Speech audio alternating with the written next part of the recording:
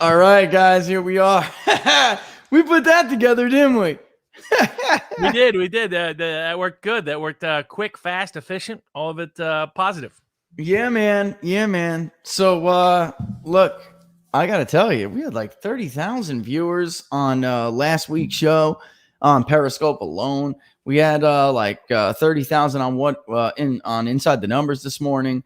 So, let's do it, right? Let's do it. Absolutely. And I think for folks out there, I mean, I look at debates a little bit differently than sort of the media does and some of the political followers do. I'm looking at certain stylistic factors that I believe people are looking for, some consciously, some unconsciously. And yeah, me too. Exactly. And then second, certain substantive policy that I think are critical.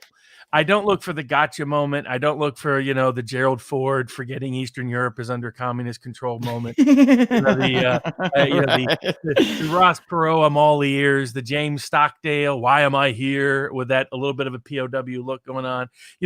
Those moments happen, but they're really very inconsequential. Reagan had some nice little repartees. That's not, in my view, what moves the numbers at all. What moves the numbers is, first of all, on the stylistic side, I think people are looking for, and this was great, people can look them up on YouTube. There's a group called the Behavior Panel, 4 of the best body language experts in the world. And they actually did a whole breakdown prior to the debate about look for certain stressors, look for signs of concealment. Here's how the body language, both of Trump and Biden. But one of them, Mark Bowden, actually does body language preparation just for candidates around the world, particularly for debates.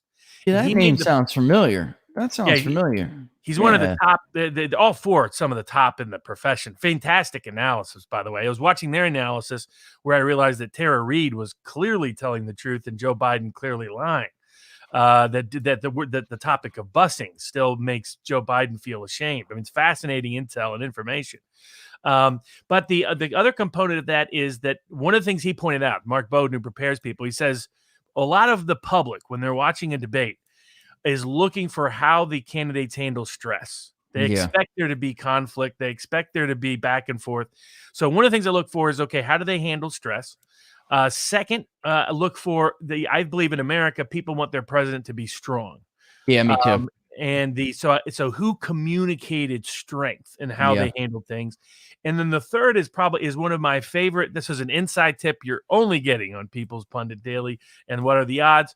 And people should subscribe if you want good inside information. Go to People's Pundit Daily News. You can get intel about the key intel, economics, politics, you name it. That's all going to influence which narratives really are going to impact the election.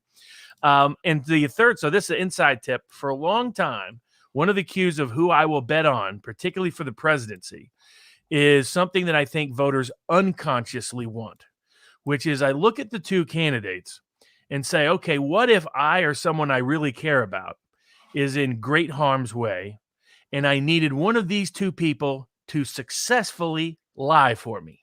I needed them to go in there and successfully lie in order to keep someone I care about alive. And I think down deep, a lot of Americans believe this is what they want in their president. They want someone who can lie for them in the jam. They want someone who can get them out of a war conflict or handle any kind of emergency. And they down deep, unconsciously, just like down deep, they want Tony Soprano when it comes to the police, not the psychologist that Joe Biden was recommending last night. They won't say they want the tough guy or the they won't say it. Mm-hmm. Exactly. It's like a lot of the gap between what feminists say they want men to behave like and which men they choose to date and marry. It isn't the wuss, I guess. Isn't the beta, man. It's not the betas. No, it's not the nerd. It's not. This was sort of popularly portrayed culturally great in the Christmas Vacation, right? Remember the yuppie couple nearby, where she wants to be the nice, all this politically correct stuff, but she really hates the fact that her husband is a wuss. So I thought on all 3 of those, Trump won and won in a big way last night. Trump came across as much stronger than Biden. He was able to smack him around on stage. I think Democrats made a tactical failure by looking at Hillary's debates rather than the Republican debates. Totally agree, man. Keep going. Because the key there is, for people who don't know, going into 2016, I was telling people Trump needed to reverse course from the primary debates because of the gender dynamic, all Trump really needed to do is say, hey, by the way, I'm not so crazy where I'm going to blow up the world. Yeah, I can be president. I can be president. Yeah, you can be chill. And secondly, I'm not gonna do anything that will come across as being bullying towards a woman. So he toned down his language, he toned down his style, he interrupted far less.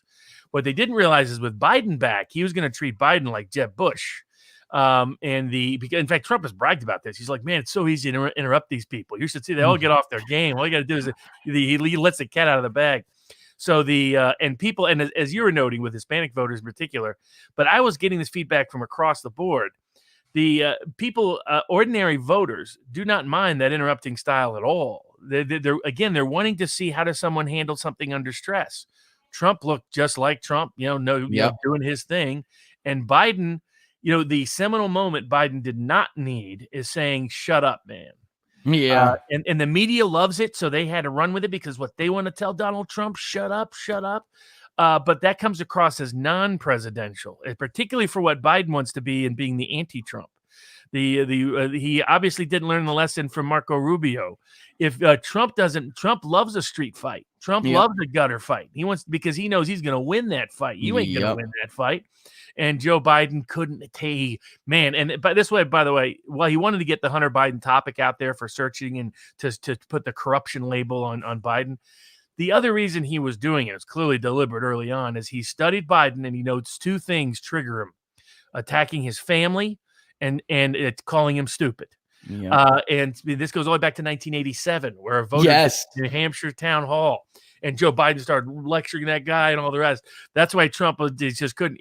That's why he lied about it, Robert. He's so insecure about how dumb he is, because Joe Biden's dumb. I mean, and Barack Obama doesn't like him because he thinks he's dumb, by the way. I mean, but that's why he lied about it, folks. He's insecure as hell. He came in, what was it? Like he was not near the bottom. Yeah, man. I mean, Trump kept doing, so that's why Trump. Dude, I went to Wharton. You're an idiot. Yes, he kept tweaking him on that. And then the other thing the reason why he kept throwing in Hunter is he knew it drives Biden nuts. He'd seen Biden can't handle even questions about it from the favorable press. So that's why every couple of minutes, Trump would just say, why did your son steal that money? Well, why is your son why did he get $3.5 million from Moscow? And Biden Chris Wallace.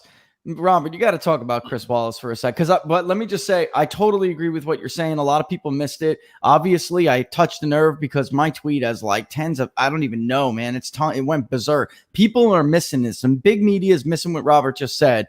Biden, and we see it in the polling, the decency argument, right? He wasn't decent last night. So that facade just fell away, man. And you know what? Let me explain what it means. Like, so a suburban woman is sitting at home and going, oh, he's an ass too, and that is a major mistake. No, it's precisely Trump's objective. From the, who handled stress better? Trump. Who came across as stronger? Trump. Biden came across at times as not handling stress well, as not being that strong. And then who do you think could lie for you if your life depended on it? That too was Trump, because just Biden could crack so easy. And so whereas Trump was Trump. Trump dominated. And Trump's view is if he's dominating, he's winning. Even if you don't think so, even if you don't like the style, the manner in which he does so, he's had a long history of seeing that succeed. And I'm not going to bet against him now based on that. But yeah, I think, and the other component is for Biden, the other thing is to compare the debate to the alternative. The other reason why Trump did this, it's like what he did in the Chicago debate in the Republican primaries. He knew that the only way he could lose is to let the other side get a good prepared line. So he just decided to say all kinds of crazy things throughout the debate that he knew would dominate the debate, that everybody else would get sidetracked. So little Marco, Trump saying, my hands are big. You know what that means? All that routine. All intended to, so knowing that would dominate the dialogue afterwards, because he didn't want any of the others to do this. Biden came in exceptionally well prepared and rehearsed. He had a bunch of little moments ready to and he had a bunch of little. And he tried to get them out. And that's why Trump was interrupting him, and that's why Trump was doing the insults. Trump's whole goal was, I need him to not get off these easy prepared things that will make him look like he's more less dementia than he is, and will make him look more presidential than he is. I needed him to come down in my level and say, this is just a bar fight. Yeah. And in a bar fight, you don't want that nitwit on your side. Look, and formaldehyde, boy, we're starting to call. I'm like, what is he? Because I had to ask I'm like, Laura, what is that grayish, like translucent, pasty look? And even on Inside the Numbers today, somebody's like, it's formaldehyde. It looks like a dead body when you bump it with formaldehyde. I'm like, oh my God, it does. I mean, it would just visibly look terrible. But what about, Chris Wallace? Because the first answer that Trump gave, it looked like he was going to go in the beginning, if he could, if it was going to be fair, he was going to go with Chris Christie's advice, which was, go ahead, you want to brawl, but that basically don't get overheated, which Chris Christie thought he did. But in the beginning, he wasn't. And he was giving a measured response. He praised Amy Coney Barrett. He said, listen, I'm not president for 3 years. I'm president for 4 years. We won the Senate too in 2018. You did not. So this is our duty. We're going to do it. And she's great. Joe, you're not saying anything bad about this woman, are you? Like, it was good.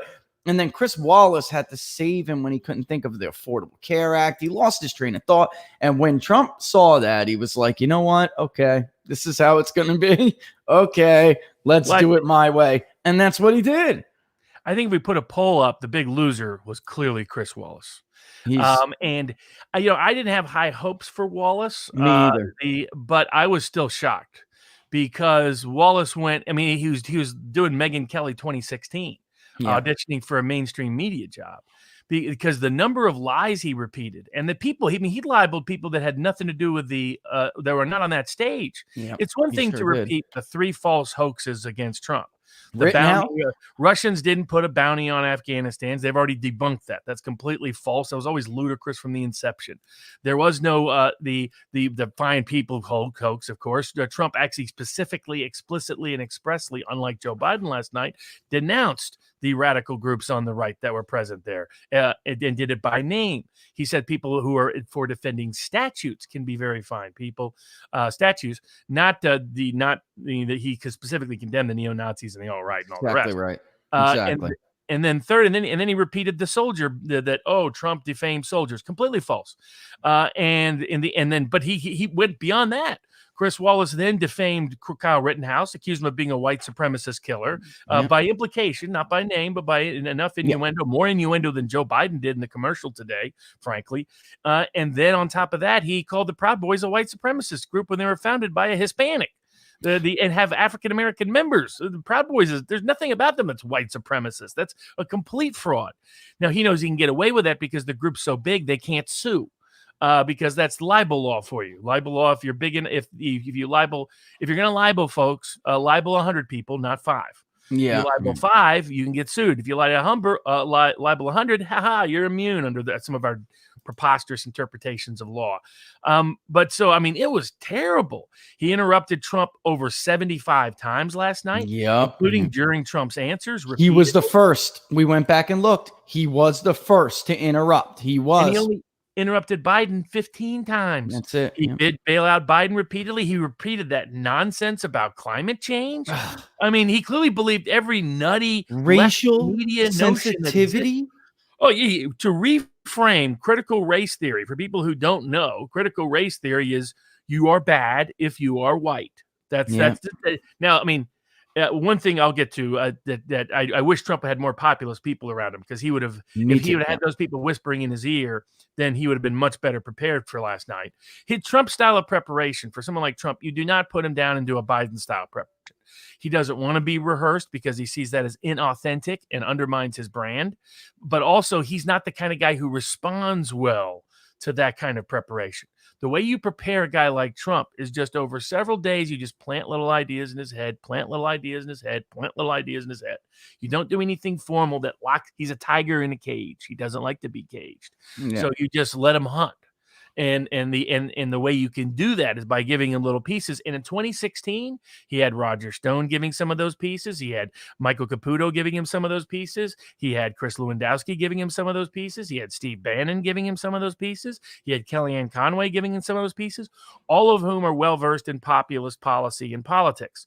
Now he's got none of those. Even Brad Parscale is busy getting beat up by the Florida police force and is unavailable. So I mean, unavailable. People should ask themselves, is it really a coincidence that they took out Roger Stone and then indicted Steve Bannon a week before the convention?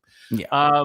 Just do the math on that. So, and it showed up last night because there were three the only place I thought he was vulnerable, where he underperformed, was he had some great policy retorts that he didn't come back with. I totally agree. He left a lot on the table, Rob. I feel like he left a lot on the table. Biden had the cojones to talk about China, to talk about trade, to talk about buying in America.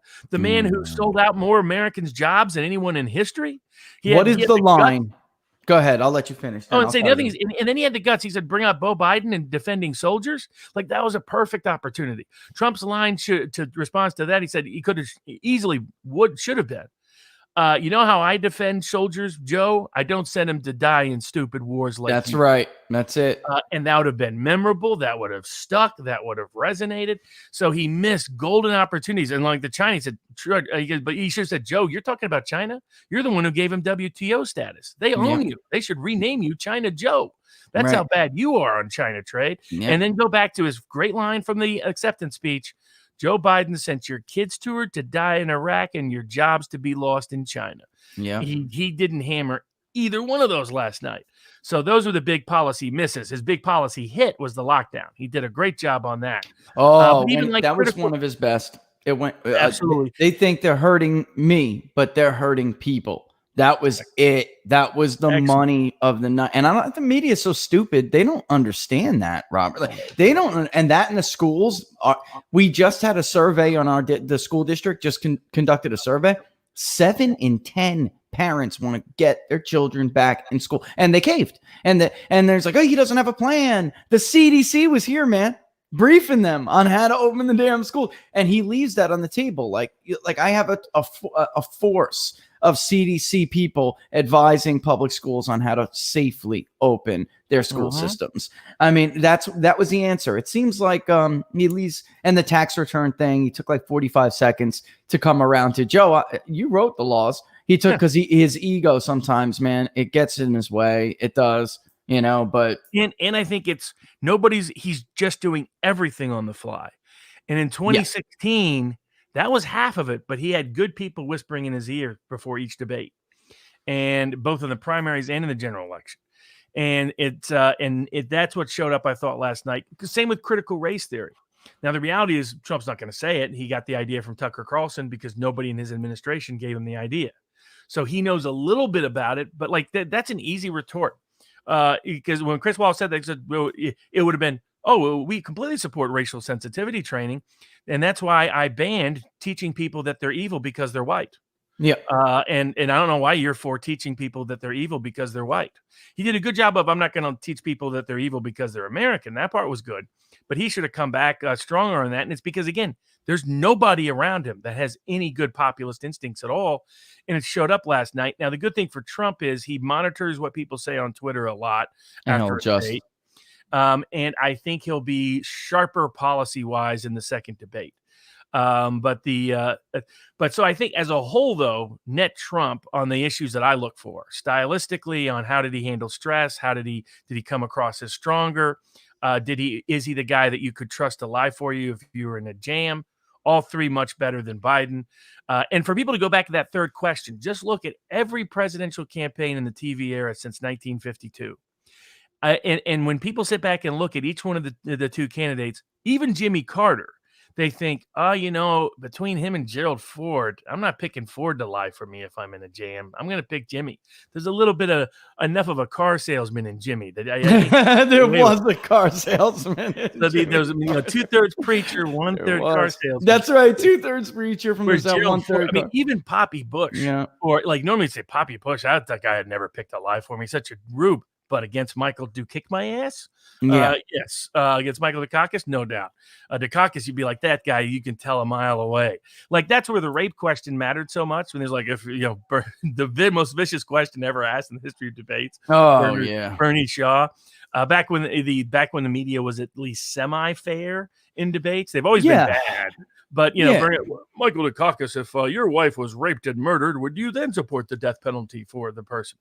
And Michael Dukakis answered it the way a nerdy professor would. Well, let me think about it from an intellectual perspective. People are like, oh my goodness, I never want that guy in the White House. No, you just go out and shoot the SOB. Yeah, you put 2 in his head, and that's a wrap. Exactly. And if you're going to still stay opposed to the death penalty, you reverse the question and take the rage out on Bernie Shaw.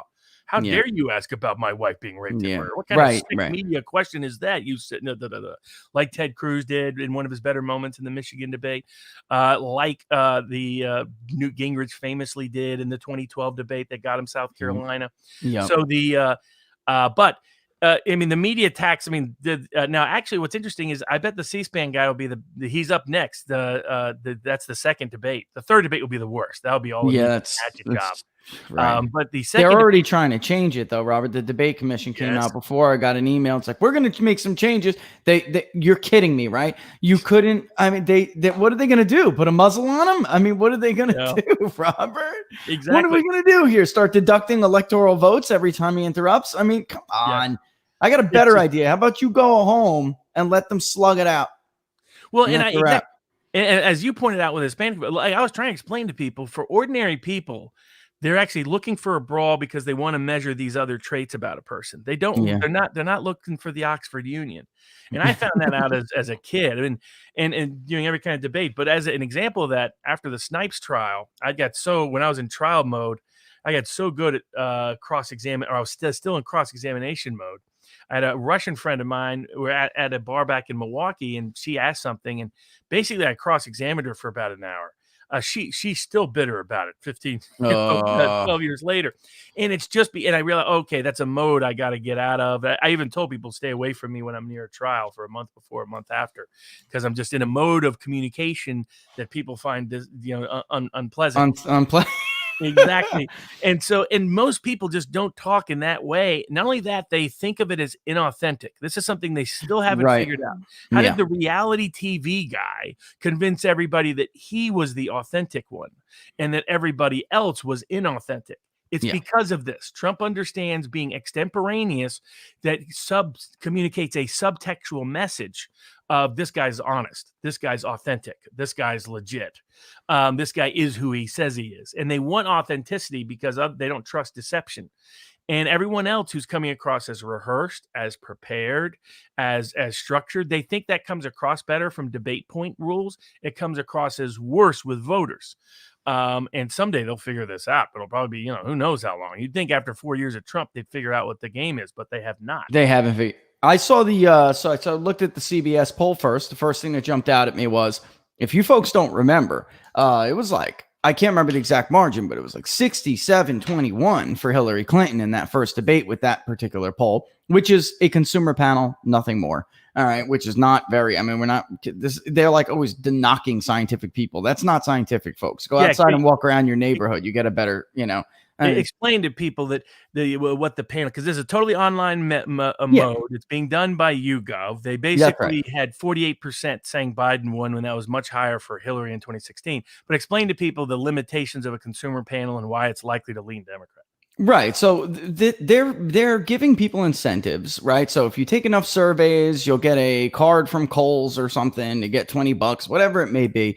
But they are not crossed with voter files. They are no different than, and we have consumer files. Aristotle we use for voter files. They also have consumer files. They're millions and millions, tens of millions bigger than the voter file, because guess what? There aren't all voters in there. Okay. It's just a bunch of people. And that happened to YouGov in 2016. You can see it clear as day. There are people that they had in there that just never voted. They were never going to vote. They just wanted $2 to take a survey. That's it. And, so that jumped out at me, Robert. And then the Telemundo thing. And there was the local one. I may have quoted it wrong on Twitter, but there was the local one in Ohio, and that was 60-40 Trump. And this is what jumped out at me. Ohio, kind of like the Hispanic culture and heritage. They don't care. And when we pulled Ohio, they were like, they don't care. I'm telling you, we're right about Ohio. Everybody else is wrong. All right. These are men that just don't give a damn if they insult you by their support for Trump or not. They don't care what Chris Wallace thinks. And I asked my wife, who is Hispanic, I'm like, oh, whoa, look at this Telemundo result. I'm like, what do you think's going on here? And she was like, look, you're Italian. You should know this.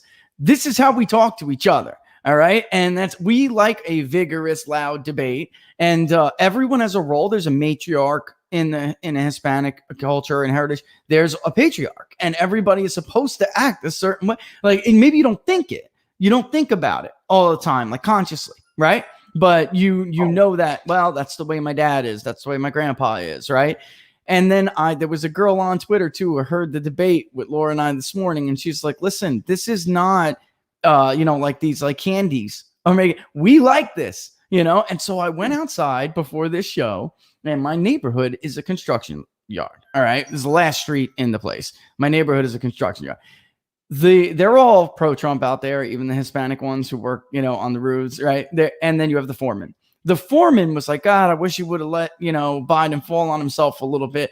The Mexicans were like, nah, man, it was awesome. Hell with him. Don't let him get a word in. And that was a half an hour before the show, man. And I'm like, wow, Laura's right. That is what it's just a different, it's just different. It's the way working class people argue. It's the way they are. I would give 3 examples of that. One is with my ex-fiance. If I would have interrupted her and said, it's my 2 minutes, I would have had things coming at my head within a few seconds. So that's that's just the reality of it. And people can think about it, try it in their own, particularly the arguments you care about the most with the people that you're the strongest attached to, those tend to be the fiercest. They don't tend to be run by Oxford rules. They aren't Marcus of Queensberry rules. So the media pretends to want. They don't really want that, but they want Biden to score a lot of points. And just pretentious. Yeah, but Biden can't handle a bar debate. If they thought Biden would do better in a bar debate, they would cheer a bar debate. And so that's part one. Part two is if you look at working class communities, and that's who's going to be the swing voter group here. Those are people that are used to arguing fiercely and arguing a little bit tough, and their debates tend to be in bars, not in the Oxford Union. So consequently, they too prefer that style because it's what they're familiar with. It's what they expect. And the third is going back to those original 3 reasons I was talking about early on.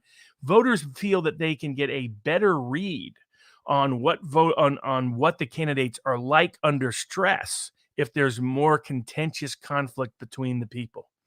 And so when there's not, that makes them think, okay, this is useless. This is boring. I'm not getting a good vibe on how this person would handle difficulty. The simple way to think of it is, if you can't handle Donald Trump, how are you going to handle China, Joe Biden? And he said it. And he said that. He did. He was like, how are you going to handle Xi? That shut up, man. Terrible clip to be running around everywhere. Terrible for Biden. So the other thing is the media missed key opportunities where Biden did score. He had the Beau Biden moment, which was his best combined moment, but they don't want to talk about that because then Trump only talks about Hunter. But on the flip side of that, his best moment, what we were talking about with the Supreme Court choice, was it was never going to be a personal attack. It wasn't going to be a Catholic attack. That was a trap. It was always going to be, let's bring back pre-existing conditions. And right out of the gate, that's what Biden is hammering. And what's interesting is the media didn't pick up on that the rest of the night, largely because Trump made sure to change the script by just interrupting the rest of the night. And I think, it did concern me a little that Trump did not have a clear and quick answer on that. It reaffirms what I suspected, which is the people that told him to pick Barrett didn't even prep him for that issue. No, they don't think like that, Robert. They don't. No. We know that they don't. And they're the ones who walked into it in 2018. They're the ones who walked into it. And if people don't know, pre-existing conditions dominated the House advertising from October forward. It was about 80% of advertising was just on pre-existing conditions. Obamacare has been redefined to mean pre-existing conditions, and particularly amongst the working class North. So it doesn't have the same bureaucratic, invasive reputation it did in 2010. And of course, Google searches has skyrocketed for pre-existing conditions prior to the debate due to that issue because of Barrett. In fact, it was at a higher rate of search. And one of the reasons why I look for that is that tells me how much an issue is sticking. is because the only people who are going to be searching for that, for the most part, are going to be your nonpartisans. It's someone who's curious, like, what does that mean? Okay, I'll just Google it. And so I like to follow Google search trends. Now, there, by the way, Trump continues to dominate. Whoever gets searched more has won every single election since 2004. It turned out to be a clue that W was going to win. It turned out to be a clue that Obama was going to win. It turned out to be a clue that that Trump was going to win in 2016. Yeah. So, and he's dominating that like nobody's business. I mean, Obama was previously the height in 2008, and it was about a 2-to-1 margin, or well, actually, I should say 3-2 margin, a little bit better than that in certain parts. Trump is like 3-1 or 4-1, particularly in the swing states. And Howard, how do people expect anybody to vote for Joe Biden if nobody's searching his name? It's just a sign that that's a problem for Biden. One last point on the debate component, particularly, is that I thought Trump did a great job. Now, I don't know why Trump tells everybody this, but I guess he just wants to reaffirm it. He always leaks his strategy. So I was talking about what his strategy was last night, but I wasn't expecting Trump to just make it clear. Yeah, that was my strategy. But Trump's goal is he understands the enthusiasm. He understands some of these things instinctually. I don't think these come from polls or anything else.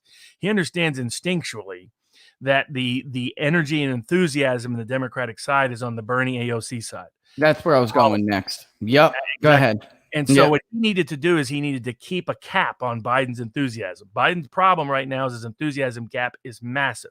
It's the reason why Richard's Rust Belt poll shows Trump up by 8 amongst extremely enthused, down by 6 if everybody votes.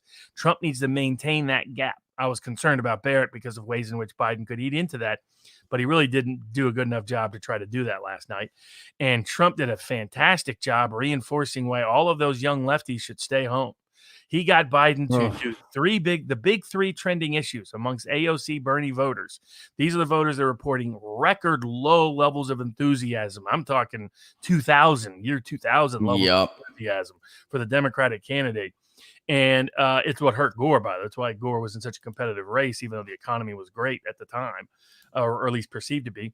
And that was climate change, the Green New Deal, defund the police, and I'm blanking on what the third one was, but a Green New Deal, the Medicare, yeah. That's their 3 favorite things, and he forced Biden to renounce all 3 and to call Bernie Sanders a loser. So it was a gift. Attack Bernie. That was genius. Like, people are like, oh no, it's bad. Biden's moving to the center. That's a myth. This idea you move to the center and you get votes. That doesn't work. Ask Mitt Romney how'd that work. He got the voters in the center. Didn't work out. In theory, how that worked out. It's a losing strategy. You want to, particularly in an incumbent election, you want to enthuse your base and get your voters to turn out. The other guy, and that's only half the equation.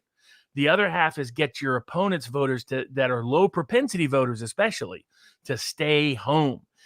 And Trump did a fantastic job of achieving that last night. That's where I was going with it. That basically Trump has made the decision that he probably cannot win those voters over, that he lost in some of these areas, and that's it, right? So if Biden's favorabilities were worse, maybe, but right now it's a base election. In the last 2 election cycles with incumbent presidents, would be Obama and Bush that won. They did not win by winning the middle, guys. Go back and look. Bush drove turnout to R+1 nationally, and Barack Obama he lost independence by 7 points. He just got a huge turnout among Democrats when Mitt Romney left white working class on the table. And that is what happened. And by the way, even when some of the polls were right, they were right for the wrong reasons. And they didn't get that correctly. I put it up while Robert was talking. Look at voter enthusiasm in Florida by age. The most enthusiastic voter is a working man in rural Florida, and the most enthusiastic age is 45 and above. So look at extremely enthusiastic among 18 to 29-year-olds. Look at this tiny little measurable slice. Just keep the younger millennials and the Zoomers home. And what's interesting is I track a bunch of people because of my life history. I just happen to have a good set of 6 degrees of separation people that really are a cross section of American politics and elections. So, grew up in Southeast Tennessee, worked in Northern New Hampshire, went to law school in Wisconsin, practiced all across the nation, have a big family. And what's fascinating is universally, Trump, it was either neutral or positive to Trump after watching the debate. Yeah. And, my more working class family or friends loved the conflict. They thought it was funny. They're like, oh, that was great. That was entertaining. Yeah. So they did not want to see Oxford Union. They didn't want to hear the 15-point plan. They didn't want to hear any of that nonsense. And you could tell Biden was so frustrated not being able to get out he was so excited. He had his little memorized points. He's like that little grade. Yeah, you did see that, man. And what Trump did is what he used to do to kids like that in third grade. He went and beat them up before they got into to get to the Did Joe Biden look like the guy who was going to take Donald Trump behind the bleachers in high school last night? Are you kidding? That fell apart. Almost said that ery. But he's like, well, why don't we? You see, he almost put his fist up early on. He was about to say, let's go up on what you're let's do it. I wish. Oh, God, that would have been great. That nerd that got beat up in school, and he's not smart enough to actually be revenge of the nerds. Yeah. He's just somewhere in the middle. He's just exactly. Yeah, he's the dumb nerd who's the mama's boy who's coming in with his little suit and he's going to prepare. And he's like the person who I had a debate with when I was a kid who kept referring to nuclear fission as nuclear fusion bombs. And I kept laughing throughout it, which they took away my prize. But I mean, it wasn't my fault. The kid was an idiot. But that's what I thought last night was. So I think it's amazing the disconnect between the media and the public at what they're looking for in these debates. Yeah. And I tell people, ignore the polls post debates, other than you compare it to Hillary. That's a useful metric, as Richard did. But to give people, Democrats have won every single media poll after a debate since 1980. So they said that Reagan lost every single debate with Carter. Right. They said Reagan lost every single debate with Mondale. They said Bush lost every single debate with the caucus. Yeah. They said Poppy Bush lost every single debate to either Perot or Clinton. They said Dole lost every single debate to Clinton. They said they even said Bush lost to Gore, to degrees, even though Bush clearly overachieved expectations. And that Gore debate when he was stalking him. And remember that was a Bush win. That was a Bush win, but they didn't see it. That was a sign of how incompetent your Democratic political class was. Oh, yeah, go around and act like a creepy stalker. People don't think of Al Gore as a creepy stalker. You don't do that routine. Do the intellectual routine. Try to be smart Professor Gore version of Gore. Not and compare it to Bush, not the weird stalker thing. And of course, Bush was always more personable. So the Bushes looked at him and was like, "Man, you're weird." Shrugged his shoulders. Hey, man, okay, what's going on? But what's up with you? The Bush, W had been in a lot more bar fights than Gore. So good, bad, and otherwise. 2004 polls were massive saying Kerry won the debates. Yes. Massive. That was the first completely bogus debate poll results. And of course, now to some degree, Obama legitimately did win the 2008 debates because Obama was built for erudite intellectual debates. And Romney ambushed him in the first one in 2012 because Obama was so arrogant that he did no preparation. Obama's the kind of guy who does need the preparation, but then he bounced back fine. But 2016, they were saying that Hillary won the debates by 30, 40-point margin. Absolutely. They were I remember arguing at the time with people. I was like, no, actually, Trump did exactly what he needed to do. He needed to come across as an acceptable choice who wasn't going to nuke the world if he got ticked one day. That's all. He just needed to meet that bar, man. That's all he ever had to do. His second debate was fantastic. He managed to handle all those personal accusations they ambushed him with and come back with his greatest line in a debate. Yeah, because you'd be in jail.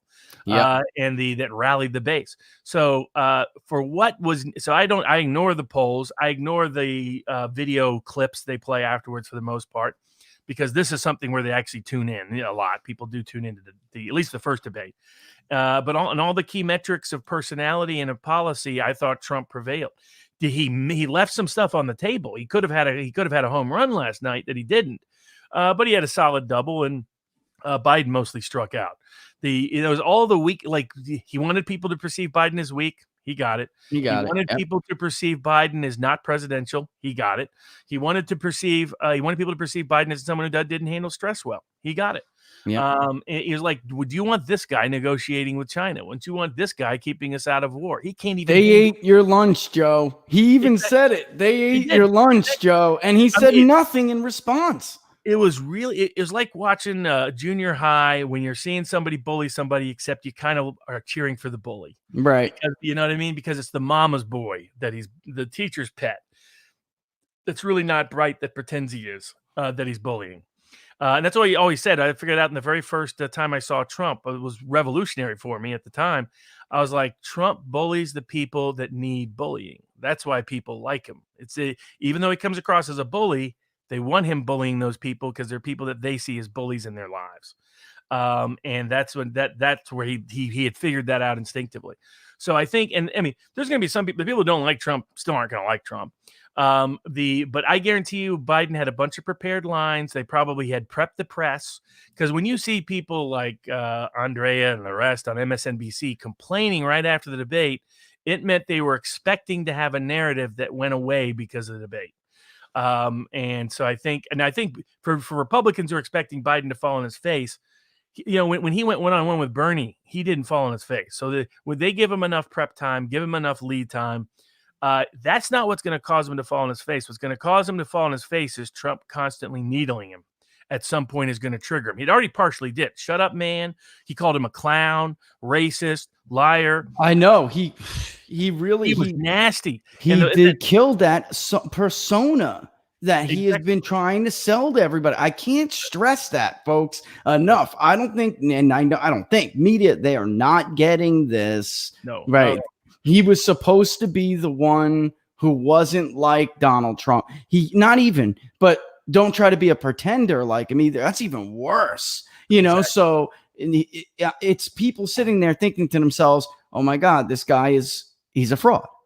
Yeah. He is not decent. He's a piece of crap. He is that, 7th grade Sunday school student who is greatly exaggerated in his capabilities, who's a mama's boy and a teacher's pet, who you can unravel very easily. If he was a witness on the cross-examination stand, he'd come in all prepped, all ready to go, and you can unravel him with about 4 questions on cross. Yeah. And that's what Trump did. And Trump's goal was to expose that. What Trump has understood that the media has never got, and a lot of your Republican political class people have never got, is that it's not they look at the first threshold level. So this is where Trump will misspell a word solely because he wants the topic discussed. The media will hype, oh, look at Trump misspelling a word, when what matters more is that what topic is being discussed. The same thing here. He wanted to communicate to the public, this guy isn't up for it. And he didn't need a mental gaffe for that to happen.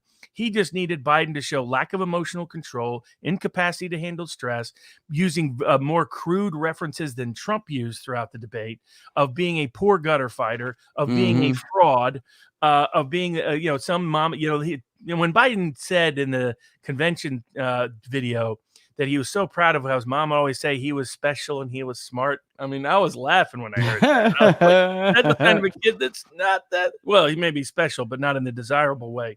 So the net effect of that is that, and Trump figured that out. Trump has mapped Biden's psychology extremely well. Yeah. And Trump was willing to take the sacrifice of, people will say I interrupted, people will say I'm rude, people will say I bullied, I'll get attacked all night from Chris Wallace, knowing that it was far more important for him to unmask who Joe Biden is.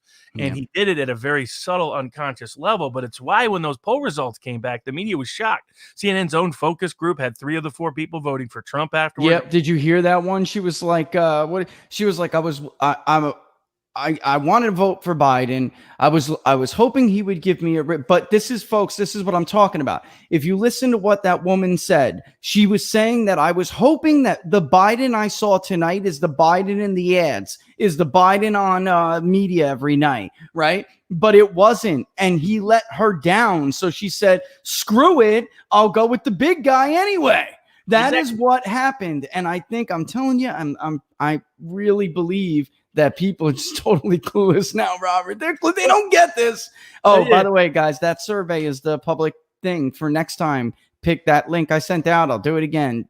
Pick your state. I just put out like a 1-question thing. I don't know which one to do next. I gave Arizona, Pennsylvania, Maine, New Hampshire, or track Florida. Right. And I think that makes perfect sense. I think that interesting thing on the poll. So I was digging in today to 2 things. I was looking at how they herded in 2016 to compare to 2020, because one of the reasons why I engage people who disagree with me is I like for them to give me feedback back. Now, God bless you, Larry. That doesn't mean you have to block me because you're ticked. Yeah, but Larry Schweikert, he watches. Larry, unblock Barnes because you can.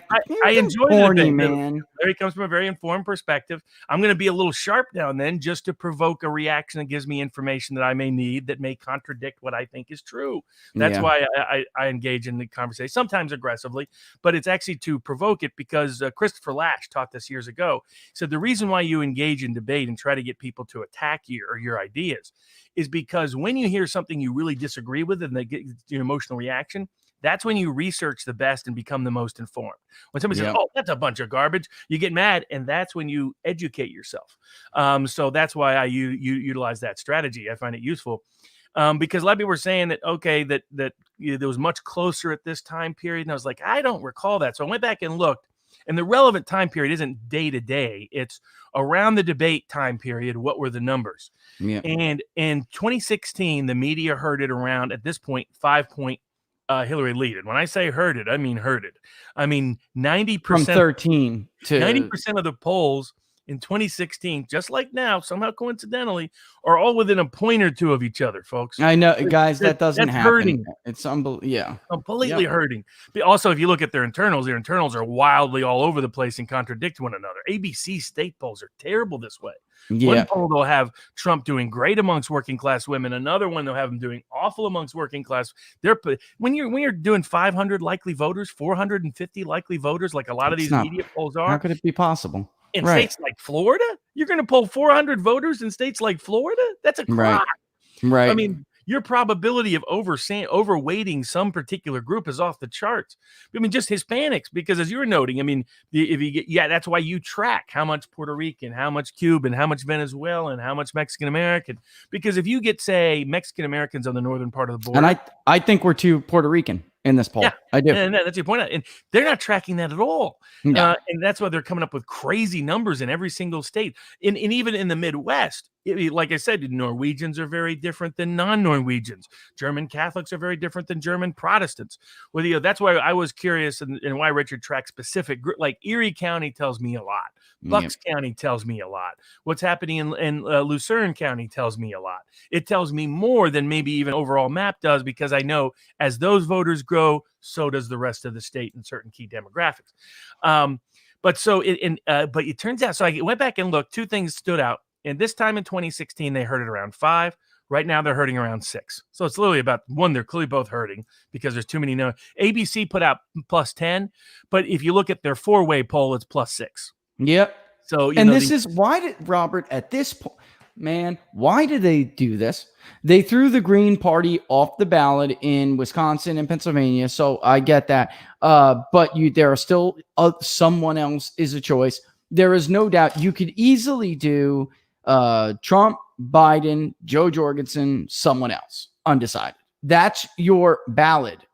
There's no point, folks, for them to do the head-to-head. And I heard, Amy Walter, while he's doing, Biden's really winning those third party. Well, that's great, but there's third-party people on the ballot. So what the hell are you talking about, right? And at least some of those people, I think there's more and more information from your Florida poll are parking their vote and other stuff, at least you look at their underlying demographics. It's also clearly a shy Trump effect that they're not detecting. But so that was my first thing. I was like, okay, they're hurting. They're hurting in both elections, and it's almost exactly like what they did in 2016. This mythology that Biden has some unique lead, like Nate Silver is trying to lie to people, or Nate Slimer is trying to lie to people. I do like that name. And Harry Enton is trying to lie to people. Notably, Nate Cohn has backed off his aggressivity.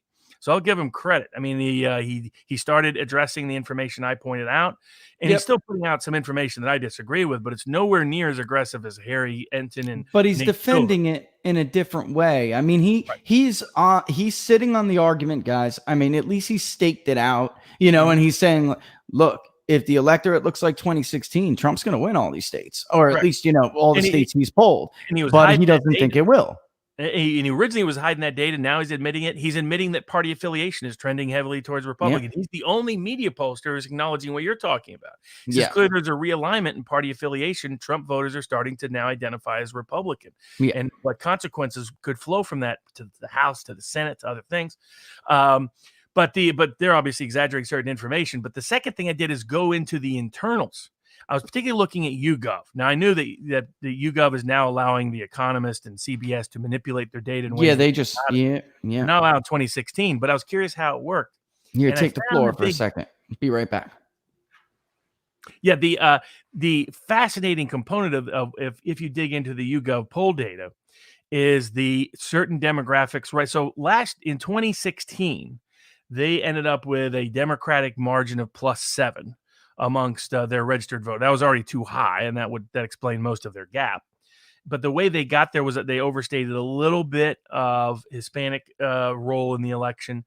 They overstated a little bit women. They overstated a little bit young people. This year, the YouGov poll estimates that Democrats have an 11-point edge amongst voters, which is, actually it's gone the other direction. It's gone down, not up. And as Richard's pointed out, almost every voter file shows D+4. Not anything like D+11. So the question is, which demographic group did they overestimate having a share of the electorate to get to the outcome they're getting at, where they're going from +3, +4 in 2016 to +7, +8, +9 in 2020, to going from +7 Democratic to +11 Democratic in their subsamples. The way they did it is take what group, when you are doing your online polling, over-reports initially. Which demographic group is anxious to send in data that if that's all you do, that you'll end up with a lopsided group? Women. Yeah. 57% they're projecting that 57% of the electorate will be women. That's crazy, Robert. Entire thing and in fact, it's likely trending the other direction. Yes. Men are more enthused than women. This may be the closest to 50-50 we've ever got. Usually we've ever seen. 52-48 women. It's never been 56-44, 57-43 like YouGov is putting out there. That has never happened. And so if anything, we may get, at least in some states like Florida, some other state, Midwest, I think we may get some 50-50 numbers. I was concerned about Trump losing some working class women because of the pre-existing condition issue that Barrett raised, but Biden didn't raise it enough. The media isn't processing it enough it's taken a little bit of a hit, but I don't think it's taken much of a hit. So I'm more optimistic on that side of the aisle. And then the whole debate as a whole went well. But yeah, so you look in the internals, really the polls are showing the exact same thing as 2016. They are not showing any spike for Biden compared to Trump, compared to Hillary. Now, there's a little bit, as Richard pointed out, shifting coalitions. Trump's going up amongst working class voters, up amongst rural voters, losing some headway in suburban areas, and most importantly, making major inroads either with vote share or enthusiasm gap in urban areas amongst working class voters. I think that dynamic is present. And the only other component I was going to add to that is, good interview on the Hill with Crystal Ball and Sagar. Oh, thank you. They were good. Yeah, they good both questions. They both come from the populist side of the equation. What's fascinating to me is what Crystal believes is the case about how that they are protected in their polling analysis. This is a common myth out there, which is that if you average polls, you'll get a more accurate poll. Two problems with that. One, the media is hurting. So you're getting herded polls. So you're not getting an honest average. The second one is, your point was, I should say 3 points. Second point was, your point was correct. The poll itself needs to be mixed mode, not combine the averages together. I was trying to be nice, man. Exactly. That doesn't achieve the objective. And I don't blame Crystal Ball. That's what she's being told by the Nate Silvers of the world. But they're completely wrong about that. It's apples to oranges, man. It's apples to oranges. Michigan, all of the mode, when they did that there were different modes of polls. They were doing IVR, they were doing online, and they were doing live phone polls. They averaged them together. They got completely the wrong number still.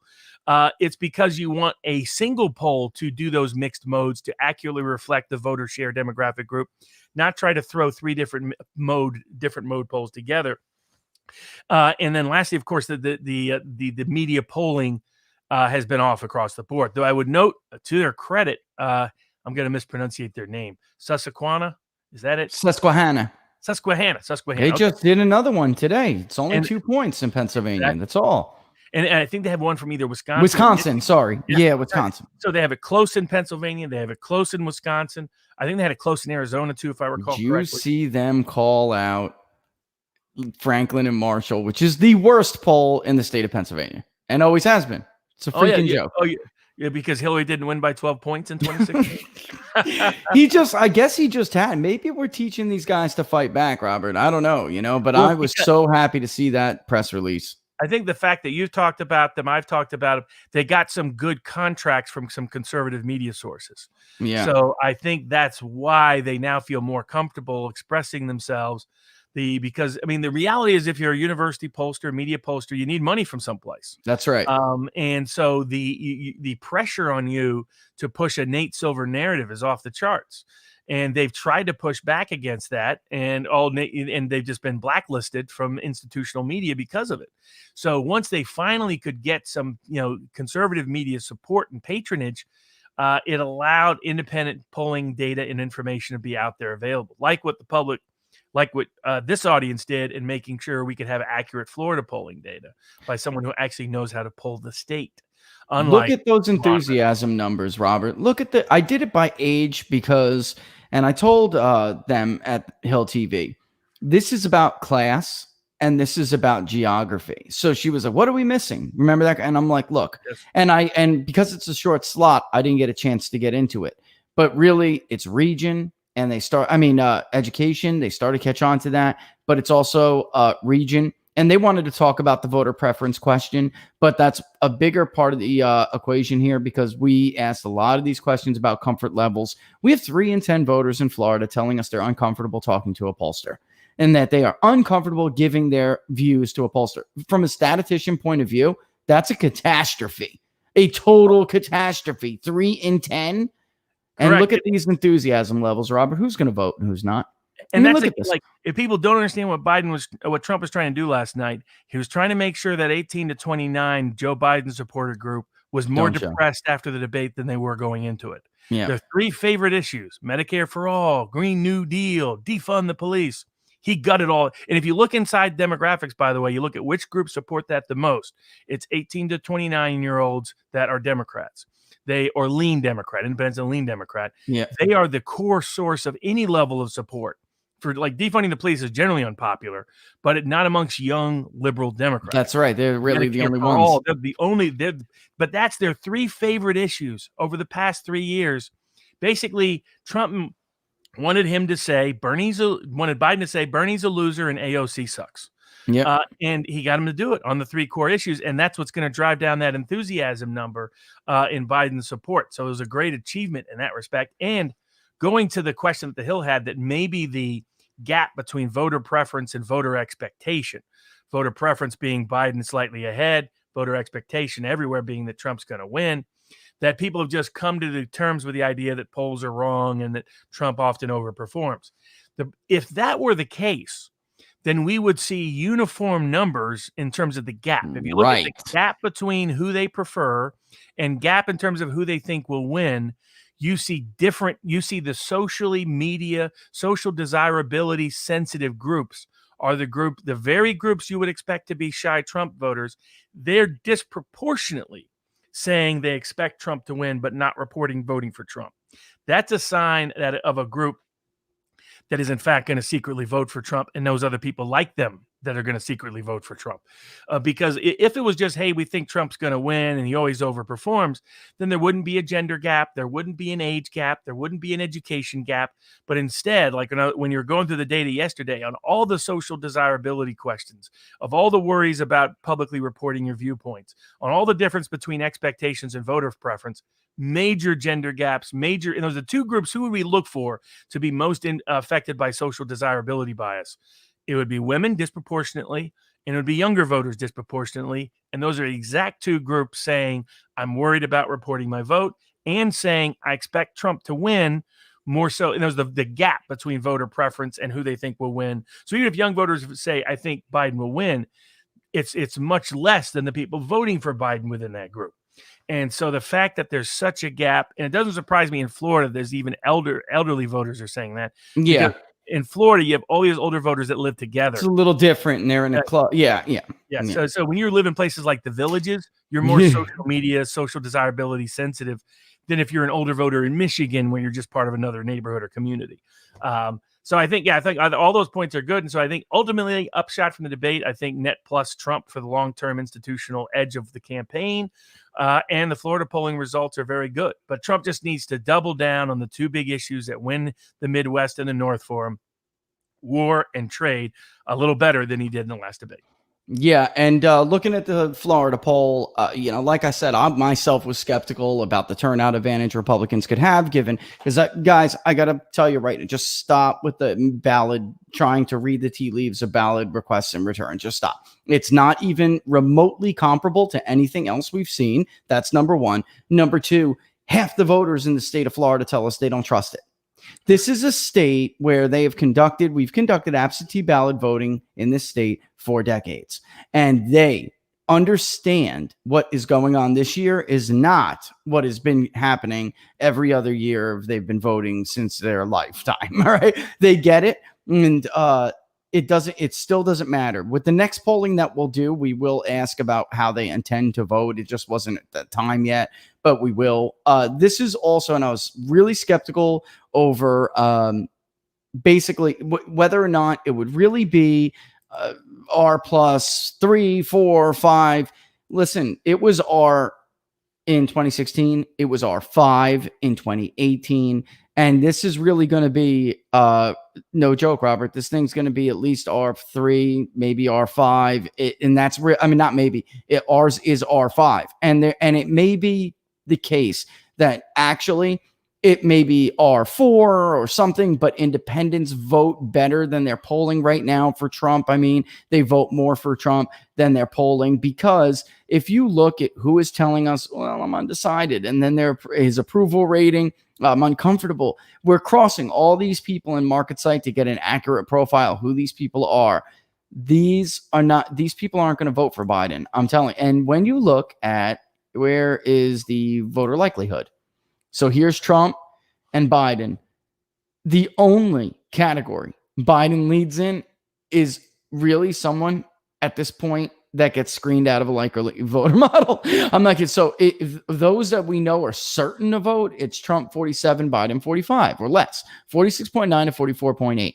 Likely to vote, meaning the odds are greater than 50-50, 41 Trump, 38 Biden. Unlikely to vote. Look at the percentage of Biden voters, guys, that are actually unlikely to vote. Look at the size of that. So it's very possible. And who are they? A lot of them are independents, right? So while it looks like Biden has a little lead with independents and the Republican turnouts overtaking that, which, by the way, that's what happened with Ron DeSantis. And I want to talk about geography too, because it's the same thing we're seeing with Ron DeSantis. Like you said it before, Trump's doing better in rural areas. He's actually doing a little bit better in urban areas, but not as good as in suburban areas. That's exactly what happened to Ron DeSantis. The only difference is it's a little bit more. That trend is expanding a little bit. Biden's getting killed. I mean, killed in Collier County, getting killed in Bay. I mean, killed. It's 7. I always have to recall Laura over here. 17% in Bay County, guys. At least Andrew Gillum got 20% of the vote. I mean, he's getting 17%. That is not good. And people really totally, the Venezuelan thing just flew right under the radar. And in Miami-Dade, Trump is sitting at like about 40%. So almost just under. And that is an increase of 6 points from our polling for him. And even if he gets 38, right? Even if he gets 38%, and by the way, doing better in Palm Beach than he did in 2016. So it's this weird thing where there's a very tailored group of women in the suburbs where, okay, Biden does better with, but in a state like Florida, it's not good enough, because there's no real urban areas like you would define an urban area in New York City or in Michigan or Wayne County, right? In Michigan, there is no urban ghetto like that, right? So it's basically what I mean is like urban ghetto mixed with uber gentrified liberals who are, there's nothing. It's not to that extreme in Florida. So Republicans can do a little bit better in urban areas than you'd see in the rest of the country. Well, you don't have 23.8%. 23 Democratic political machines. That's right. Yeah, it's not Tammany like. other than Broward. I mean, Broward County is Yeah. the only one where you have that. And so, yeah, I mean, I think my guess is right now that that Biden does better in Jacksonville, Orlando, and Tampa, at least within the certain suburbs of those areas, but that Trump's going to run even or above literally everywhere else. That's why I don't think Florida. I think Florida will be one of the first states to be called on election night. Yeah. You don't have the mail-in ballot shenanigans in terms of unsolicited ballots that you have elsewhere. You have a Republican governor running the state, so you're not going to have crazy things with ballot counting. So I think Florida will be a signal. If Trump wins 3 or 4, Florida by 3 or 4, and there's some weird numbers coming out of the Midwest where Democrats control things, and that will be a signal that there's something squirrely going on. So, I mean, that's the Democrats' key problem. They don't control enough states. They needed to win Ohio. They needed to win Iowa in terms of the governor's races, and they needed to win Florida so that they could mask anything that they try to steal out of Pennsylvania and Michigan. Because if it comes down to Philadelphia, Robert, and they're still counting votes, and I mean, if it comes down to Pennsylvania, Philadelphia last night, that was great. Oh, great! They cheat. They cheat. He said, "Oh, that was look. You know, that's one thing I gotta say that Donald Trump is a breath of fresh air because look, for those of us who have been in this business for a long time, it's very frustrating to watch the media lie to everybody. Of course, they cheat. They cheat and they cheat a lot. All right. And it's unbelievable that in this era, we're still freaking talking. And one thing that really is going to strike, and like talk about Florida, there are 5 million people at least who absolutely agree 100% with what he said yesterday. And even people who won't vote for him who still agree because they know the difference between a solicited and an unsolicited ballot. They understand we're getting inundated. Somebody just told me before, I just got my damn ballot and yet I got sent another request. Like it's totally off the chart because, and by the way, that shouldn't happen because Florida has, like Robert said, has been doing this forever. So it really is not explainable and they're not buying it. So this idea like Chris Wallace will jump on to help Biden and say that there's no proof of it. It's crazy. Like, dude, they just found my ballots in a garbage can, right? Or what do you say? Great. That's classic Trump using visual imagery. He kept on ballots in the trash. Waste basket. Ballots in the trash. Why are there ballots in the trash? Why are they Trump ballots that are in the trash? Yeah. And so I thought that was very, very good, very effective, very smart, planting those seeds. He knows they're going to try to steal it, so he's trying to dissuade them from doing so by making a big public stink about it. Right. But if there are unusual gaps on election night between Florida and certain states, because remember, a lot of Florida is by retirees from that working and even working class folks that moved from those northern states, Pennsylvania, Michigan, Wisconsin, Ohio, Iowa. I think there won't be a problem in Ohio or Iowa because Republican governors are there and Trump's got a solid lead in both, I suspect. And so but there too, there'll be a gap. Like if he wins Ohio by 8 and yet somehow he's losing Pennsylvania by 4, I'm sorry, something went. It'll look with something wrong. You know what we're going to do? We were talking about this because we wanted to put up a map that basically shows base level information from the voter file. We always do. We were going to put up this map, and I'm going to talk to High Charts about helping us because we could put a red flag up on the state. So if the vote exceeds, right, we know, and we show you guys this all the time. Here's the number of registered records, right? But there's only this many eligible voters, right? And if it exceeds that, there'll be a red flag. So if we can get this up quick enough, Robert, and people really circulate it, it'll send out the alarm. Like you do this and there'll be a flag on a website showing you're doing it. I mean, there's so much going on. I really think that has to take a priority because we know every precinct in Philadelphia ward, right? So we know every ward. We know how many votes there should be in those wards. If there are too many votes in those wards, there's got to be a flag. There has to be. Fox News could do this in 48 hours and put together this project. They don't want to do it because they are helping. They're helping. Now, for those of you who doubted me, all right, for those of you who doubted me, because I've just known too many women who work at Fox News. I know too many people who work at Fox. They are frauds, total frauds. And I actually respect other people who work at like MSNBC. At least they don't hide who the hell they are, right? Okay. At least they're not pretending to sit on a curvy couch being a conservative like Allison Camerata did, because there are a lot more Allison Cameratas than you think at Fox News, folks. There are a lot more Megyn Kellys than you might think. And if you don't realize Chris Wallace and Bret Baier were tasked with taking down President Trump in that first debate, you're crazy. They were running interference for Jeb Bush. And last night no doubt. should relieve every doubt. Megyn Kelly was going to make herself a star with that first. That's right. Yeah. Take out Trump, and Trump just wrecked her. I mean, it was extraordinary. But I think if the other thing is this, I don't believe or won't believe that core precincts in Pittsburgh and Philadelphia are going to have extraordinary turnout when voter registration is down in those exact precincts since 2016. They've actually, in terms of raw numbers, it's down in Pittsburgh, it's down in Philadelphia.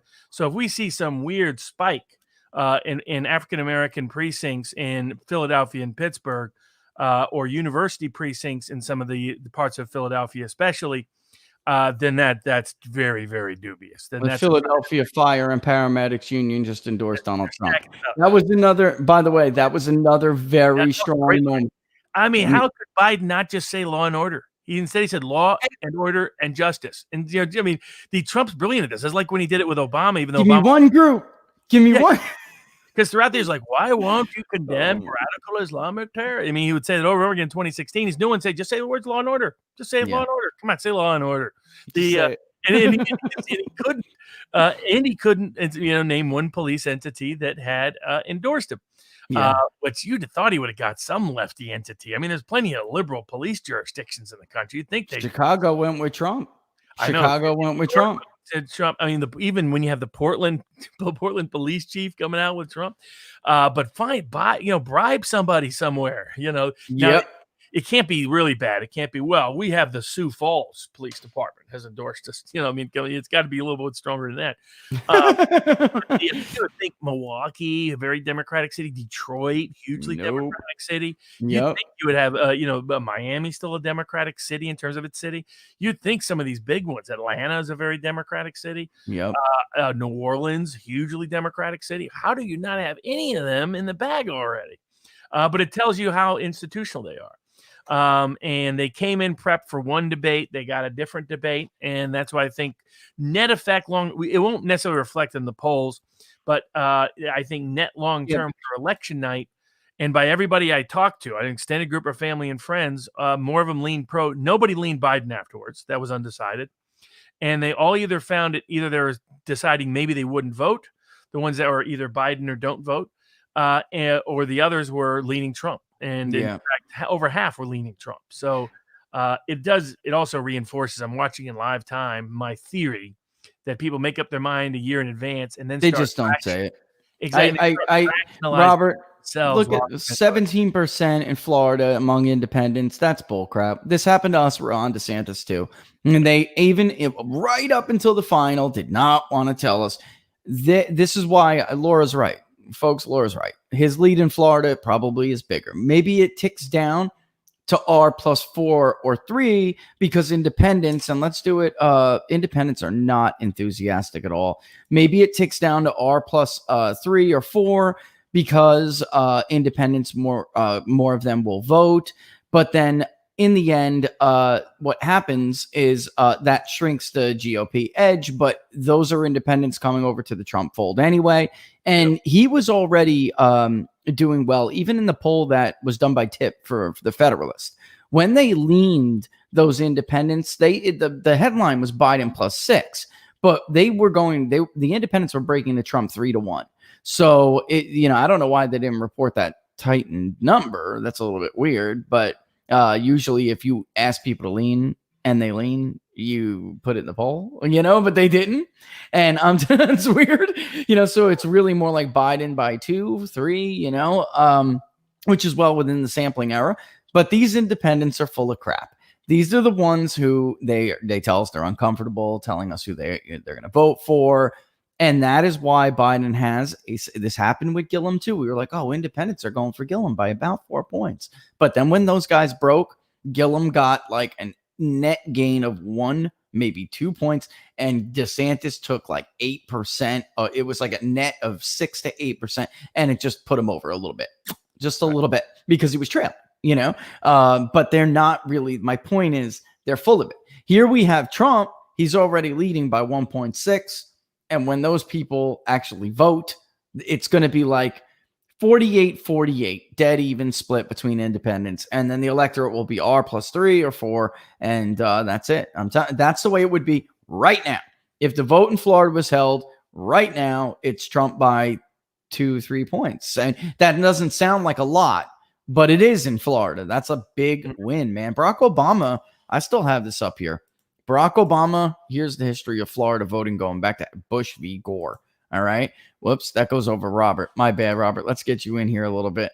Oh, I killed me. I'm killing it here. What the hell? Here we go. Boom. So Bush won it by 500 votes, 0.01% in 2000. In 2004, biggest win we'd seen in a very long time. It was Bush by 4. And then, not in a long time, but since, because Clinton actually won it pretty heavily. And then George Poppy Bush won it by a big margin in 88. But in 2008, widely considered, guys, I mean, Obama flipped Indiana. I mean, come on, right? Yeah. And yet Florida still only went for Barack Obama by 2.8 points. And they had a registration edge of 880,000. Okay. Today, it's 183,000. That's it. And I mean, come on, right? And then Obama in 2012 won it less than 70,000 votes with 0.9%. His registration edge at the time was 580-something thousand. No Democrat has ever won the state of Florida in a presidential election without Obama is the bottom for them. So 0.9%. And then Trump, when he won it by 1.2, it was an advantage of 340,000 for Democrats. That collapsed. It's gone, folks. That edge is gone. And my point is, in 2018, Democrats had a +8 national mood, yet DeSantis still held the governor's mansion. Rick Scott defeated a 3-term incumbent senator. Why? Because it was R plus 3. And R plus 5. And I'm telling you, they're going to come out and they're going to defend this man. And you see it in the primary vote shares. And the independents are not going to break the way the CNN poll thought they were going to break for Gillum, the way the Quinnipiac poll thought they were going to break for Gillum. These people look, I'm not calling them liars. I'm simply saying maybe it's what we found with the discomfort, Robert, that they're just not comfortable talking to us, right? They're just not comfortable, so look at this. I mean, when we look at, let's do it by party here. And it's kind of funny because that's where you find the ultimate Trump voter. 37.3% of independents told us they were very uncomfortable talking about who they're going to vote for with strangers. About a quarter of the Republican Party said that. And actually, they were slightly more very comfortable, but the rest of the metrics were even worse. And then when you talk about pollsters, straight up pollsters, independents lead the way here, But then again, Republicans more likely than Democrats to say they're very uncomfortable. So, you know what I mean? The point is, and then Neighbors was a good one too to look at. Also, I'd be curious what independent voters thought in terms of expectations as to who would win. Ooh, let's take a look at that. Voter expectation question by party. This is okay. 84%, and I'm rounding here, folks. 84% thought of Republicans thought Donald Trump would win. 8% of Republicans thought Joe Biden would win. 12% of Democrats think Donald Trump is going to win. 77% of Democrats think Joe Biden is going to win. Independents went for Trump on this question by a few points, which is why it actually is so tight. Because if you look at just the crossover, again, Joe Biden's getting mauled on that question. So, how much is Biden up with independents so far? By 3 points. 3 points. Basically, there's a 5-point gap. So, yeah. My view is that it's three or something like that. Yeah. I think this number predicts an even split. So I like whatever the independent gap is and voter expectations is, I think, what Trump's margin is going to be in the state. Yeah, and then if you look at it, win 3 by 3 or 4 points, and then the enthusiasm number will look at that. 5. Look at that. That's what I'm saying. And that's why I knew you were going to go there, man. We're right. Simpatico here. Look at that. 70% of Republicans are enthusiastic, less than 60% of Democrats. Extremely, extremely enthusiastic. Sorry. And then independents, only 37%. When you look at who they are, double-digit party gap like that is bad news for Democrats. Bad news, man. And when you look at the independents, who is extremely enthusiastic, they're Trump voters. Yep. So what I'm saying is like that, all of that differential, it'll shrink. Biden's lead is not big enough among independents, because you could really, you could kill 10 points like that. In polling, I'm talking about like a 10-point polling lead can evaporate, and it's only a few points. So this is what I really can't stress this enough. This is what happened to us with Ron DeSantis. It's what happened to us with Andrew Gillum and Ron DeSantis. Gillum actually had a bigger lead among independents than Joe Biden does. Yeah, and as a matter of fact, well, there was a little bit more social desirability bias for Gillum. Then I think there is. I think there's a social desirability bias against reporting Trump voting everywhere, but there was particular social desirability bias for Gillum. That's the old what's his name, the California governor effect that didn't really show up for Obama, but did show up again, I think, for Gillum for governor. Yeah. And if I look, people don't know that used to be effective. They named it after a California gubernatorial candidate that people felt bad saying they weren't going to vote for the black guy. And there are people saying in Florida they would vote for Gillum because they didn't want people to think of them as racist when they were never voting for Gillum. It was never going to happen. And when we asked them about their actual views, so here's the healthcare policies. Everything Gillum stood for was grossly unpopular, and they really weren't going to buy it, man. It just wasn't going to happen. And then when we asked, would you support a governor who backed this, right? It was overwhelming. So no, the answer was no. Yeah. So look, I'm trying to look and find.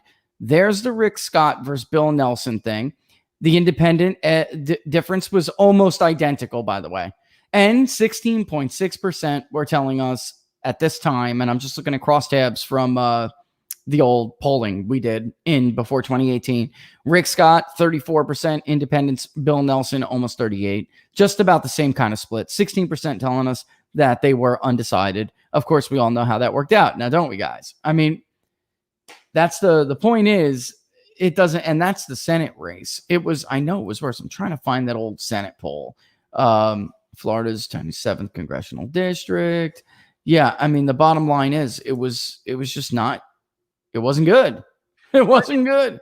The other problem for Biden is Democrats putting everything on COVID. Like you could tell he had his great memorized line last night, the missing chair at the table. The problem is very few. That would have been good. Like it would have been good if there was 2 million deaths. That would be effective and impactful. But when he was asking, think about all the people who've died from COVID. There's very few people who know people who've died from COVID for two reasons. Yeah. One, most people don't know anybody who's died from COVID within their family because it hasn't been that many. And secondly, those that have someone who's died, who's been listed as dying from COVID, they know in 95% of those cases, a lot of them are thinking like Herman Cain. Well, he didn't die from COVID. That's what his family said. No, he died. He had fourth stage of cancer. And they know that because that person who died had 2, 3, 4 comorbid conditions, they don't attribute COVID as the reason. What Biden didn't understand is that it's the fear of COVID causing it by the media that has people making COVID an issue at all. It's not from actual lived experience because almost nobody knows anyone they really think died of COVID itself. Yeah. COVID. And that showed that he was in denial. And that was a speech that fell flat when he should have. If I was advising him, it would have been, look, we don't want to become Christmas time. You don't want to sit around your table or come Thanksgiving, sit around your table and have a chair missing because we have a president that wasn't paying attention to this critical. That would have been a good presentation. Pretending that chair is already missing because of COVID, it's just not true. Yeah. So you're telling people something that is not their lived experience. He actually played into the weakest argument on COVID rather than the strongest argument on COVID. Strongest argument is the fear porn that public has bought. That's why they think 20% of the country country may die from COVID within the next year. I mean, absurd. I mean, this shows you what fake news really is. And while at the same time, the weakest point is people's lived experience. They don't actually know anyone who they think has died of COVID or because of COVID. And so he played into their worst. So that was another missed opportunity. His other big hit that he wanted was the Beau Biden hit on the soldier hoax. And man, Trump was brutal on that. He's like, I don't know about that one. I'm talking about your corrupt kid. Why don't you talk about the corrupt kid who got kicked out for drug problems? So,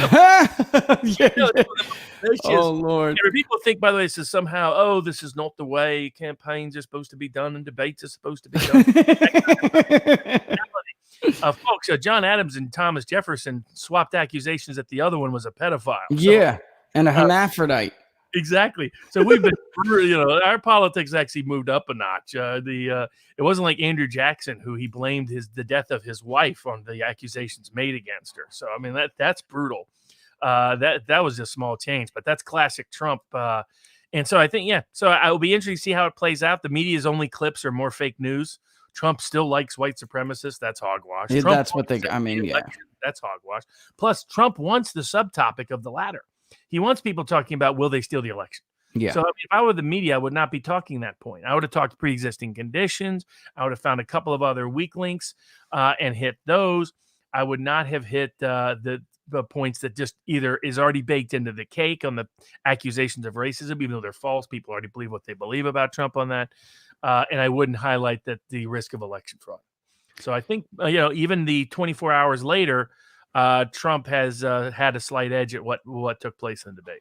Let me show people what I'm talking about here, man, because it's actually 1 month was actually even worse. So at the end of the summer, the independent split between DeSantis and Gillum was 46-32. Okay, so I mean, DeSantis was getting murdered, and that's where he had at that point. It was one of the biggest leads we had found for Gillum at 4 points, but it wasn't real. And that was my entire point, telling people that all the time. Now, let me pull up the September one, because that's where we are now, right? And actually, this is mid-September. So, I mean, it's the best we can do because when we polled, right?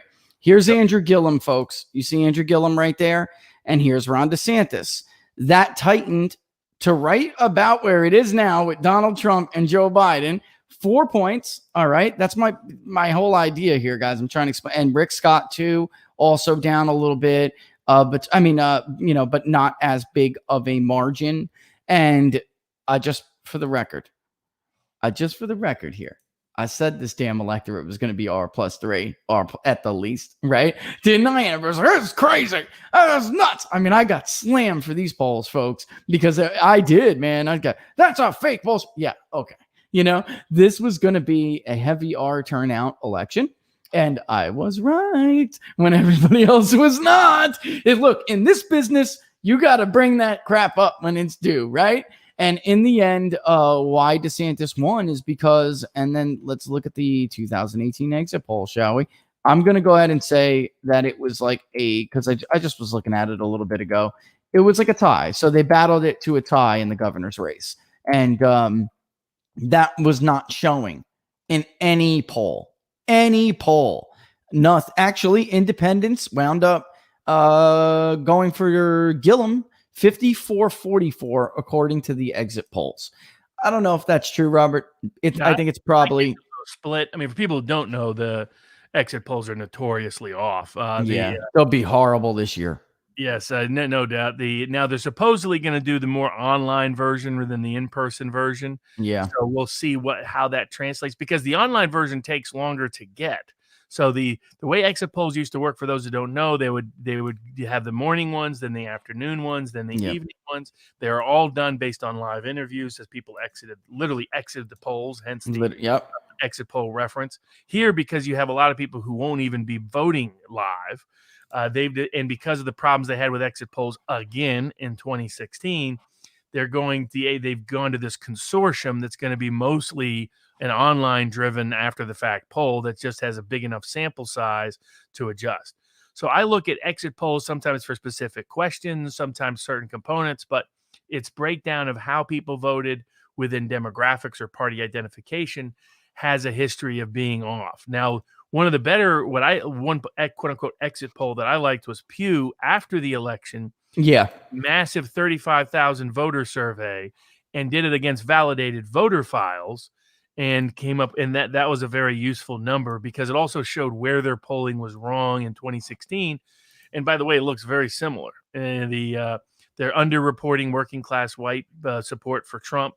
That was their big gap. There was a 15-point gap between what they thought was going to happen with non-college whites and what they admit did happen with their post-election validated voter file. That will show up in the fact, this idea that the Republicans are more divided than Democrats. I'm sorry, that just means you did a bad poll, because that's just not happening. Get it close sometimes, but it's not. Yeah, we get it close sometimes, but having Republicans be twice as divided. In other words, yeah, that's not. We don't ever show that. Or 80 points amongst Republicans, but Biden's 95-2 amongst Democrats. Yeah. Particularly in Midwestern areas. That's a metro poll, man. That's a metro poll. You polled Bill Kristol on the Republican side, and you did not reach enough people. And by the way, here's what the distribution looks like in Florida. I wanted a little bit more in Collier and Monroe. Those dots that are forced over into the Pacific Ocean, into the Gulf Coast, that is Monroe and Collier. Yeah, here's Collier here. Oh, you can't see my little thing, but yeah, Collier's a little bit up top, and then Monroe's at the bottom. I'm supposed to be able to drag and drop this stuff now, so you guys can see it while we still are on the screen. But give me some time to play around with it. But yeah, that is it. I wanted a little bit more there, but what was Volusia County? Because that's what Erie County is to me for Pennsylvania, what Macomb and Monroe are for me in Michigan. Where Rochester is in Minnesota. Yep. My equivalent for that for watching this election is Volusia County. If Trump is running 5 points or more ahead there, then I see that as Trump's going to win. Let me take a look and see what we got for Volusia. All right. 5 points better than he did in 2016. What am I using on the screen right now? The exit polls. Yeah. Just by the way, folks, just like while I'm looking for this, check out the exit polls, because you can obviously see that it was R+5. So just for everybody who doubts the idea that it can be, it was, and it will be again if this keeps up. In fact, Trump is doing better among independents than it does appear that Ron DeSantis did against Andrew Gillum. Although I'm a little bit skeptical about how true that is. All right. So let me look up Volusia County and see what's going on. Where is I'm looking for the key here. And where people don't know, Volusia County is Daytona 500 country. Yeah. It's, that whole region, I can tell you that region, which is here. Where are you? Region, area. Here we go. So Trump is Biden's at 23.1. Oh, no, wait. I'm sorry. Don't take that away. Hold on. Biden's in the mid 30s and Trump is in the 52.8. So, we'll see how it goes. That probably will. Yeah, there's also 7 to 8 points ahead then of what he did in 2016. Yeah, there's also 5.7. Well, I think wasn't it only like 7 or 8 points in 2016? Volusia? Let's look. Let's find out. I had all this up before and I deleted. I took it all down. I kept it for, factual representation here. But let's go to results. Go to Florida.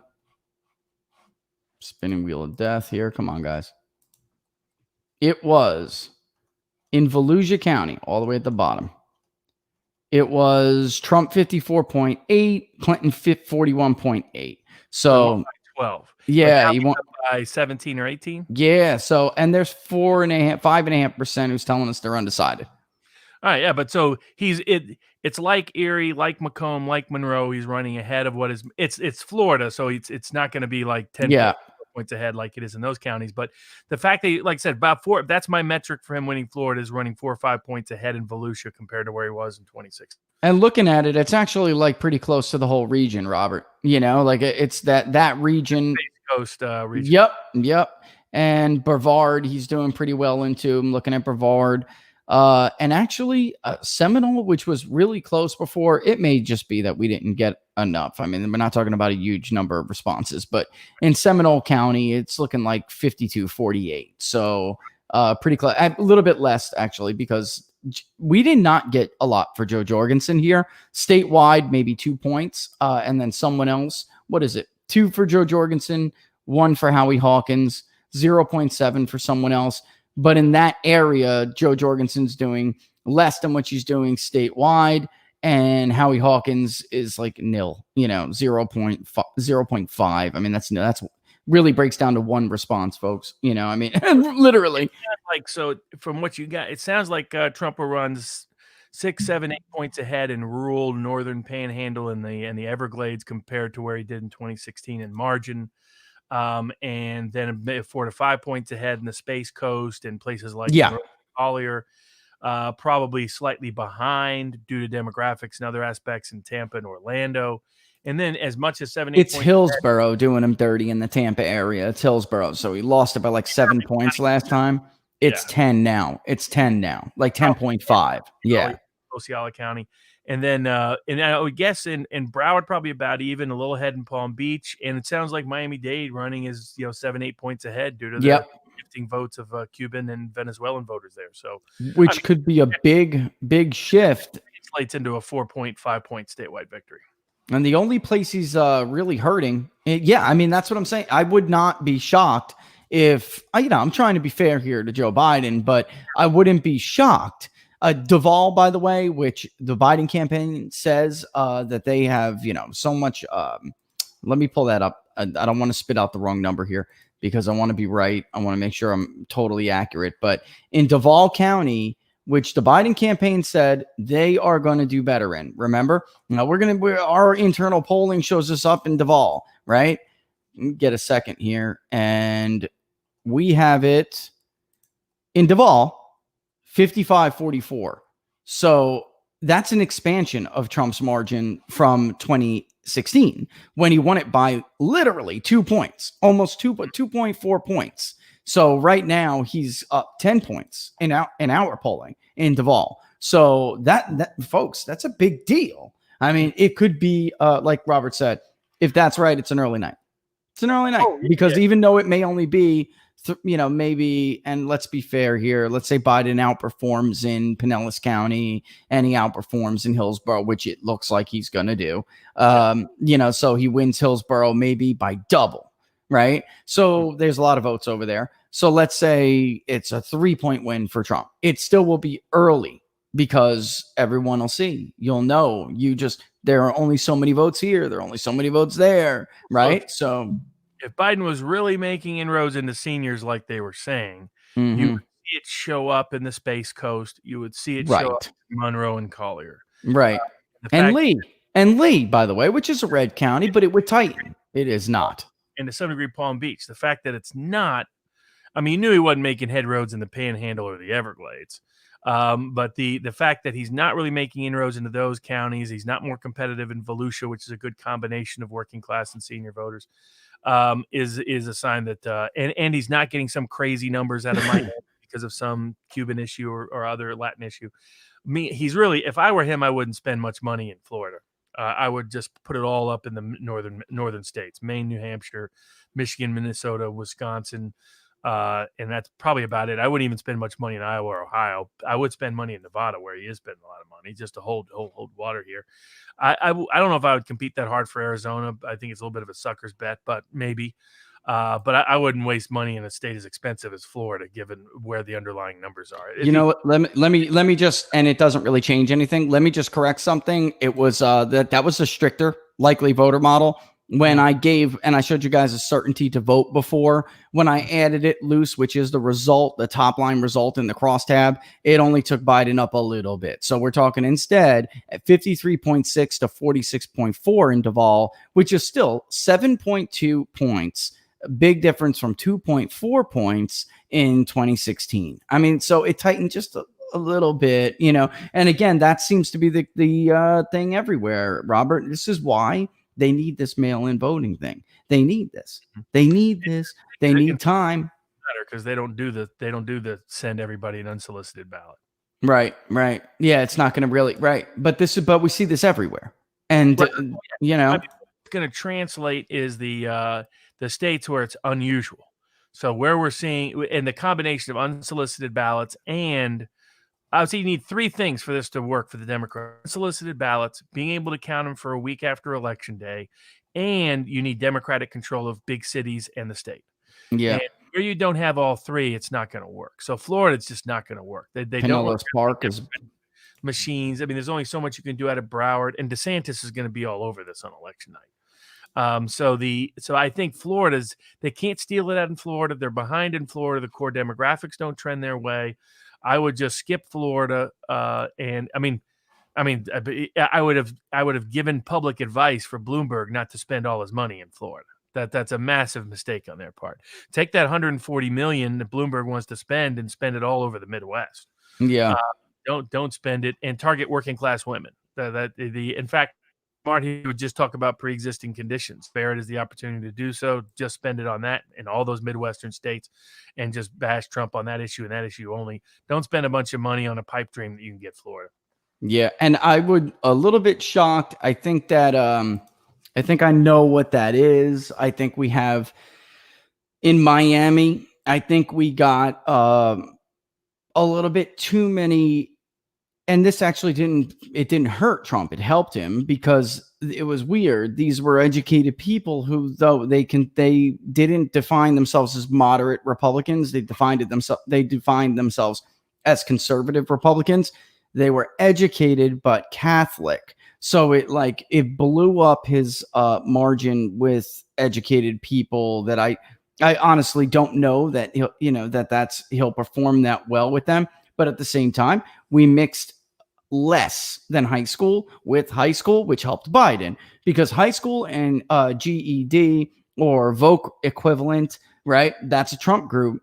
But it's that group that says they have no high school education then that is a ridiculously overwhelming Biden margin. So next time we usually separate that group. I was just trying to be exit poll friendly, and I should have later I can always group blocks together. I should have done it that way because I think it's a little bit misleading for people who are just reading it off the top.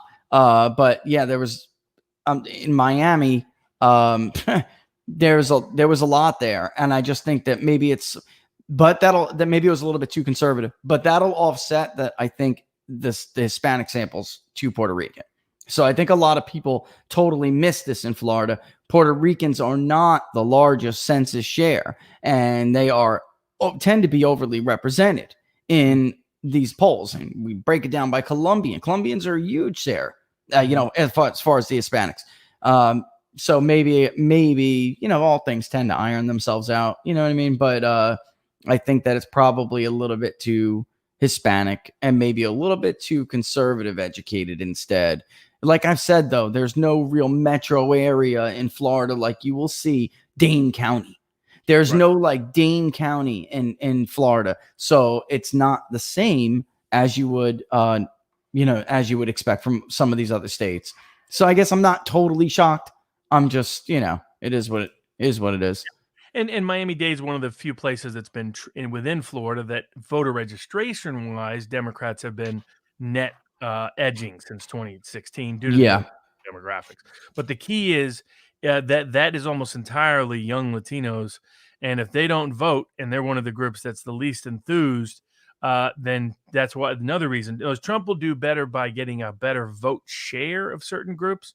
But the other way he can end up with a higher quote unquote vote share is simply the Democratic portion of that voter group votes at a below average rate. Yeah. So that's where he can also get an edge.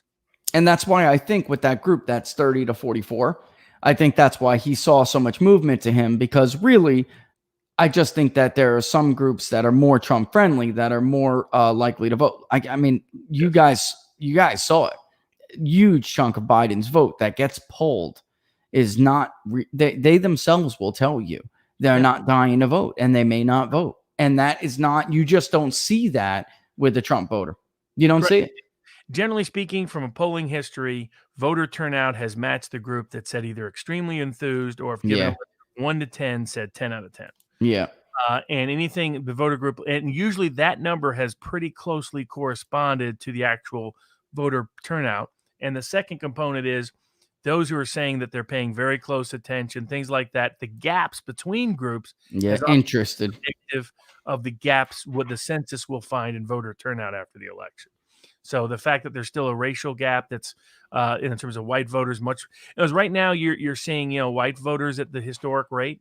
When they say are they very paying very close attention or extreme enthusiasm, they're showing a gap compared to African American and Latino voters that is the historic norm, and in some cases bigger. Definitely much bigger than 2012, but actually showing that it's going to be more that way than even 2016 was. And so that's another place where the polls are off. A lot of the polls are looking at new voters, young voters, millennial minority voters, Zoomer minority voters that simply Yeah. record low levels of enthusiasm and interest. And once you factor that out, as even Nate Cohn is now acknowledging, you're seeing a very close competitive race in all of these places. So, and I don't think the debate last night changed that at all. I think the vice presidential debate will be boring, and I don't think a lot of people will tune in. I think the more interesting debates will be number 2 and number 3. But traditionally, whatever happens in the first debate is the only thing that can move the needle one way or the other. I think last in 2016, there was about 20 million more viewers in the first debate. And I gotta mention this real quick before, because 2 hours flies by. You gotta mention this real quick. So, Crystal, listen, Donald Trump once called him the dumbest political pundit in history. He really is. I mean, this he's a total idiot. And look, in the Washington Post dumped him, and he went over to CNN. He used to run or write for the Washington Post when they did their forecast, which I guess they just stopped doing essentially like that. It was in 2014. It was late September, and his forecast was Democrats still forecasted to hold the Senate in 2014, guys. I mean, it was, if you remember, that was not even close. All right. I mean, they got whooped that night, and he thought Mark Goodall was going to hold on. Go down the list. I mean, he was questioning whether Tom Cotton, if you remember, those polls were close. I mean, some of these races in 2014 were a complete catastrophe. We forget that the polling problem didn't really start in 2016. It just keeps gradually getting worse. And again, not a single poll, folks, had Ron DeSantis winning that race. Not a single poll. And that is because they're likely, like Robert said, I'm not sure that whatever Trump did last night in the debate will show up in polls. I'm with him on that 100%, because their issue is not really, deciding, well, how are groups voting? But their issue is deciding who is going to actually vote, what the electorate will look like. And they're banking on all of these mail-in votes everywhere to offset what is always the historical case. If one group is more certain to vote and more enthusiastic to vote, they have the turnout edge. End of story, period. And it comes up and it shows up. And in 2004, it showed up for George W. Bush. In 2008, it showed up for Barack Obama. It did again in 2012. And, again, 2014, they had 1 year where the polls were actually kind of decent in 2012, but still wasn't, they weren't right for the right reasons. And Obama was never going to win Ohio by 6-7 points like the Washington Post poll repeatedly put out.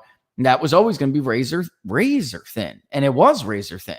So, I think we're dealing with an issue that's getting gradually worse, as we go on.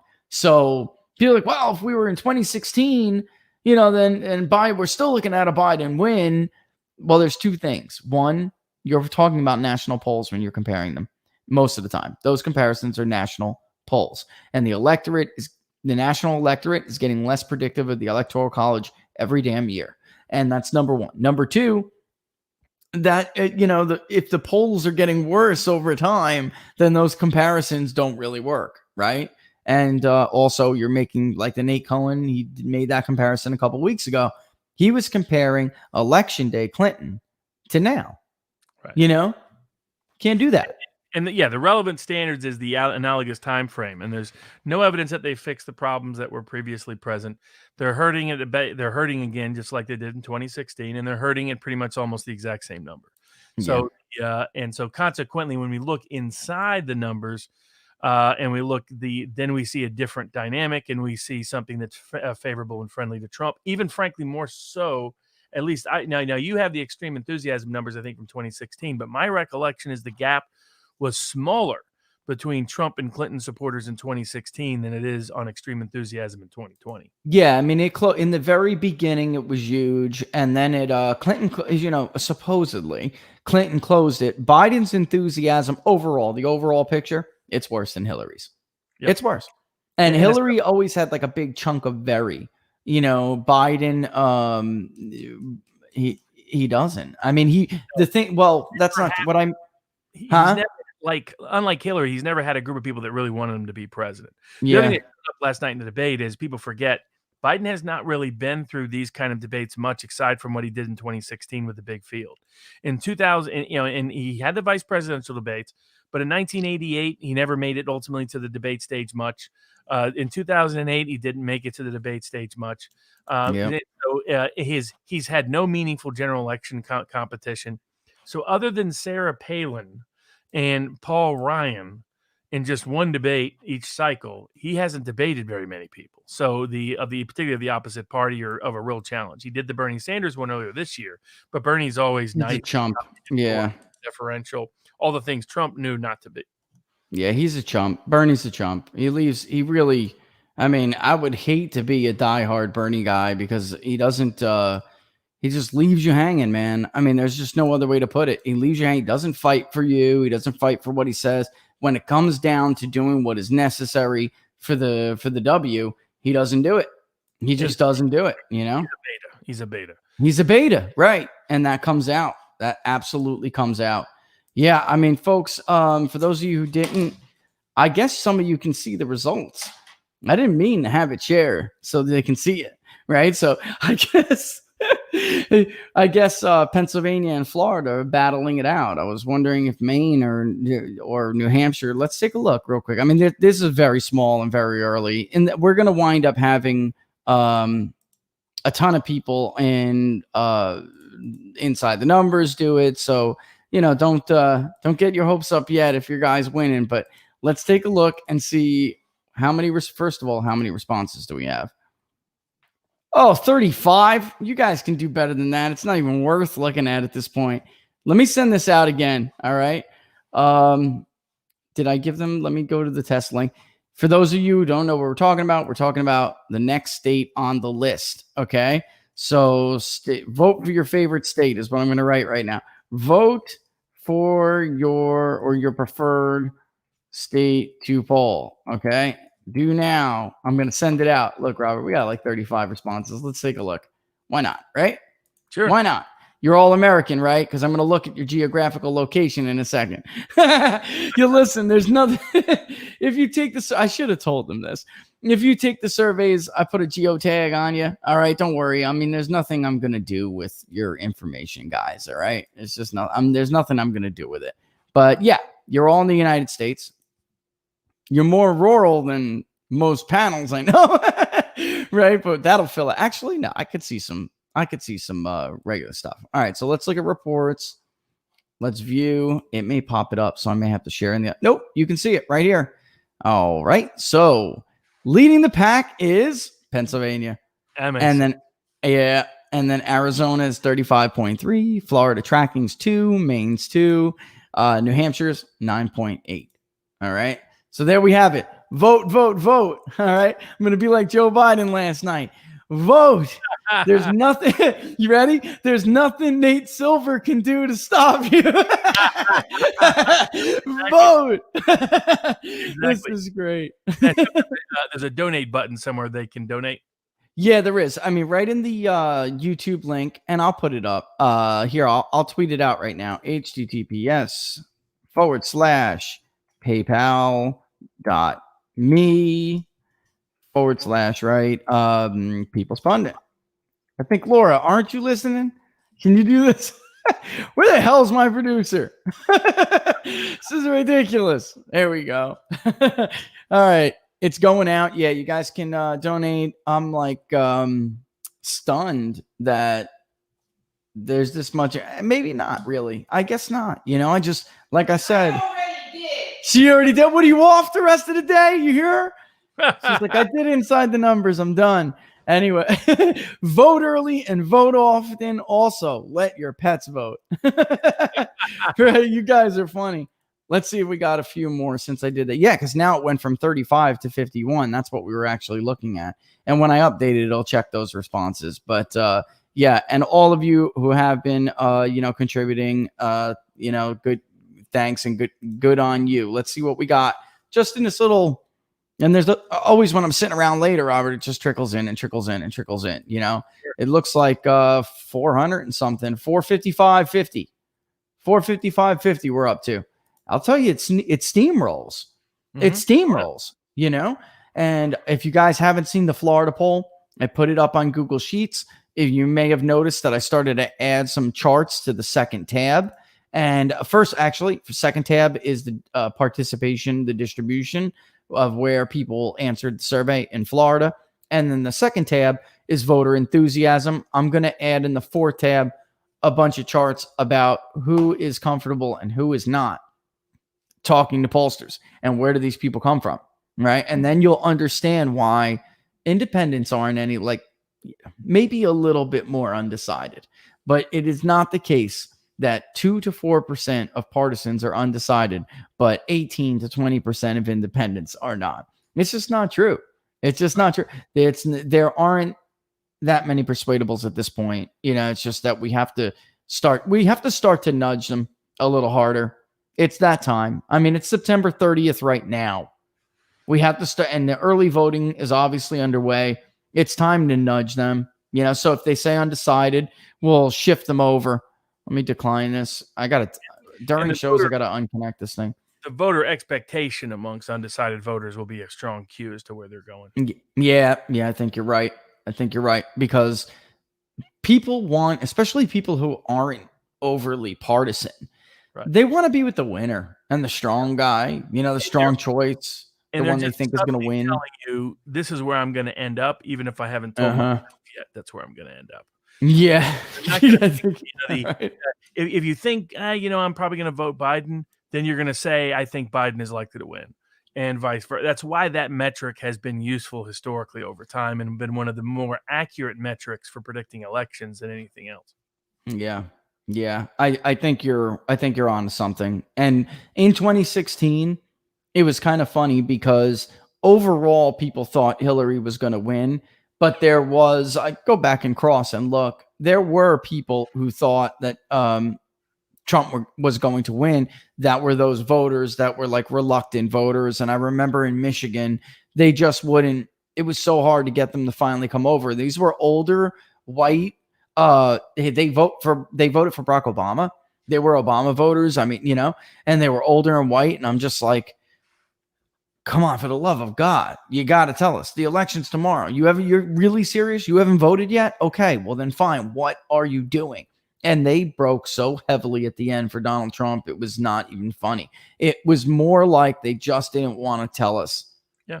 And until they were forced. I think it's two things. It's for a big portion of them, it's not wanting to disclose it. I think for another portion, and especially in talking to people that I think that I've predicted that are going to vote Trump, that are undecided, the people that are in my social circles. I think it's that they haven't told themselves yet. Yeah. In other words, their behavior tells you how how voter registration trends are working with their in their demographic group, how public participation or presidential participation is taking place within their group, how social media activity is taking place within their group, how TV ratings, all those things were foreshadowing what they were going to do. But I think in many of these cases, they've made an unconscious decision to support Trump disproportionately, but they haven't admitted, and other ones have made an unconscious decision they're not going to vote, but they haven't got to the point of admitting that to themselves. And what it is, I think they admit that to themselves very late, and that's when they admit it to other people very late. Look, breaking news on this, and yeah, I think I the more I think about this, Robert, the more I really think you're onto something. That's just like baked into the cake, because in 2016 and before, I'd say Roy Cooper's going to phase 3, all right, in North Carolina. The guy's a total idiot, and we're way beyond that. I guess he just feels like he can't do it anymore, Robert. He wants to win. He wants to win. And he's got a decent approval rating, which is kind of crazy, but about 20% of Republicans approve of the job he's doing, and that's why. But it will be closer than the polls show it is. It will. It always is. Remember, he was going to blow out the corrupt Republican incumbent, and in the end, that was a damn close race, right? That wasn't a blowout. He barely won. I mean, barely eked it out.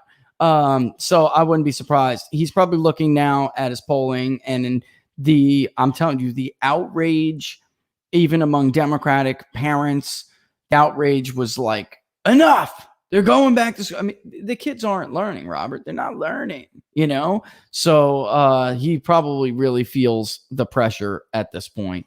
All right, listen, folks. I'm glad we did this today. We're going to bug out.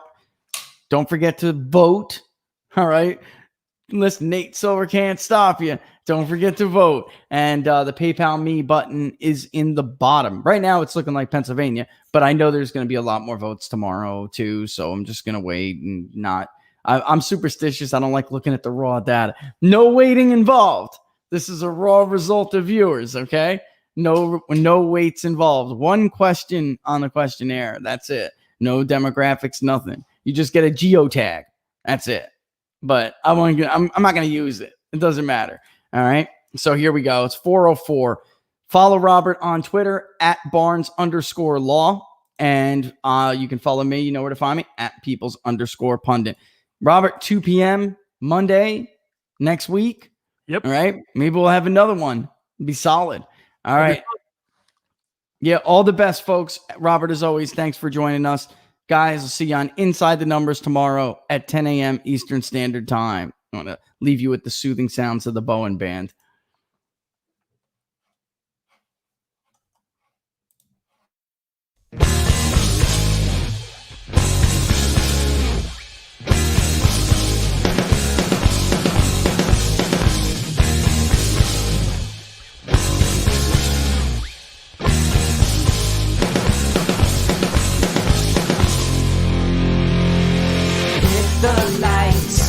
Shine down over dotted lines of white across an open highway. Restless nights, coffee houses, clubs and neon lights. I rock the people my way, working my way.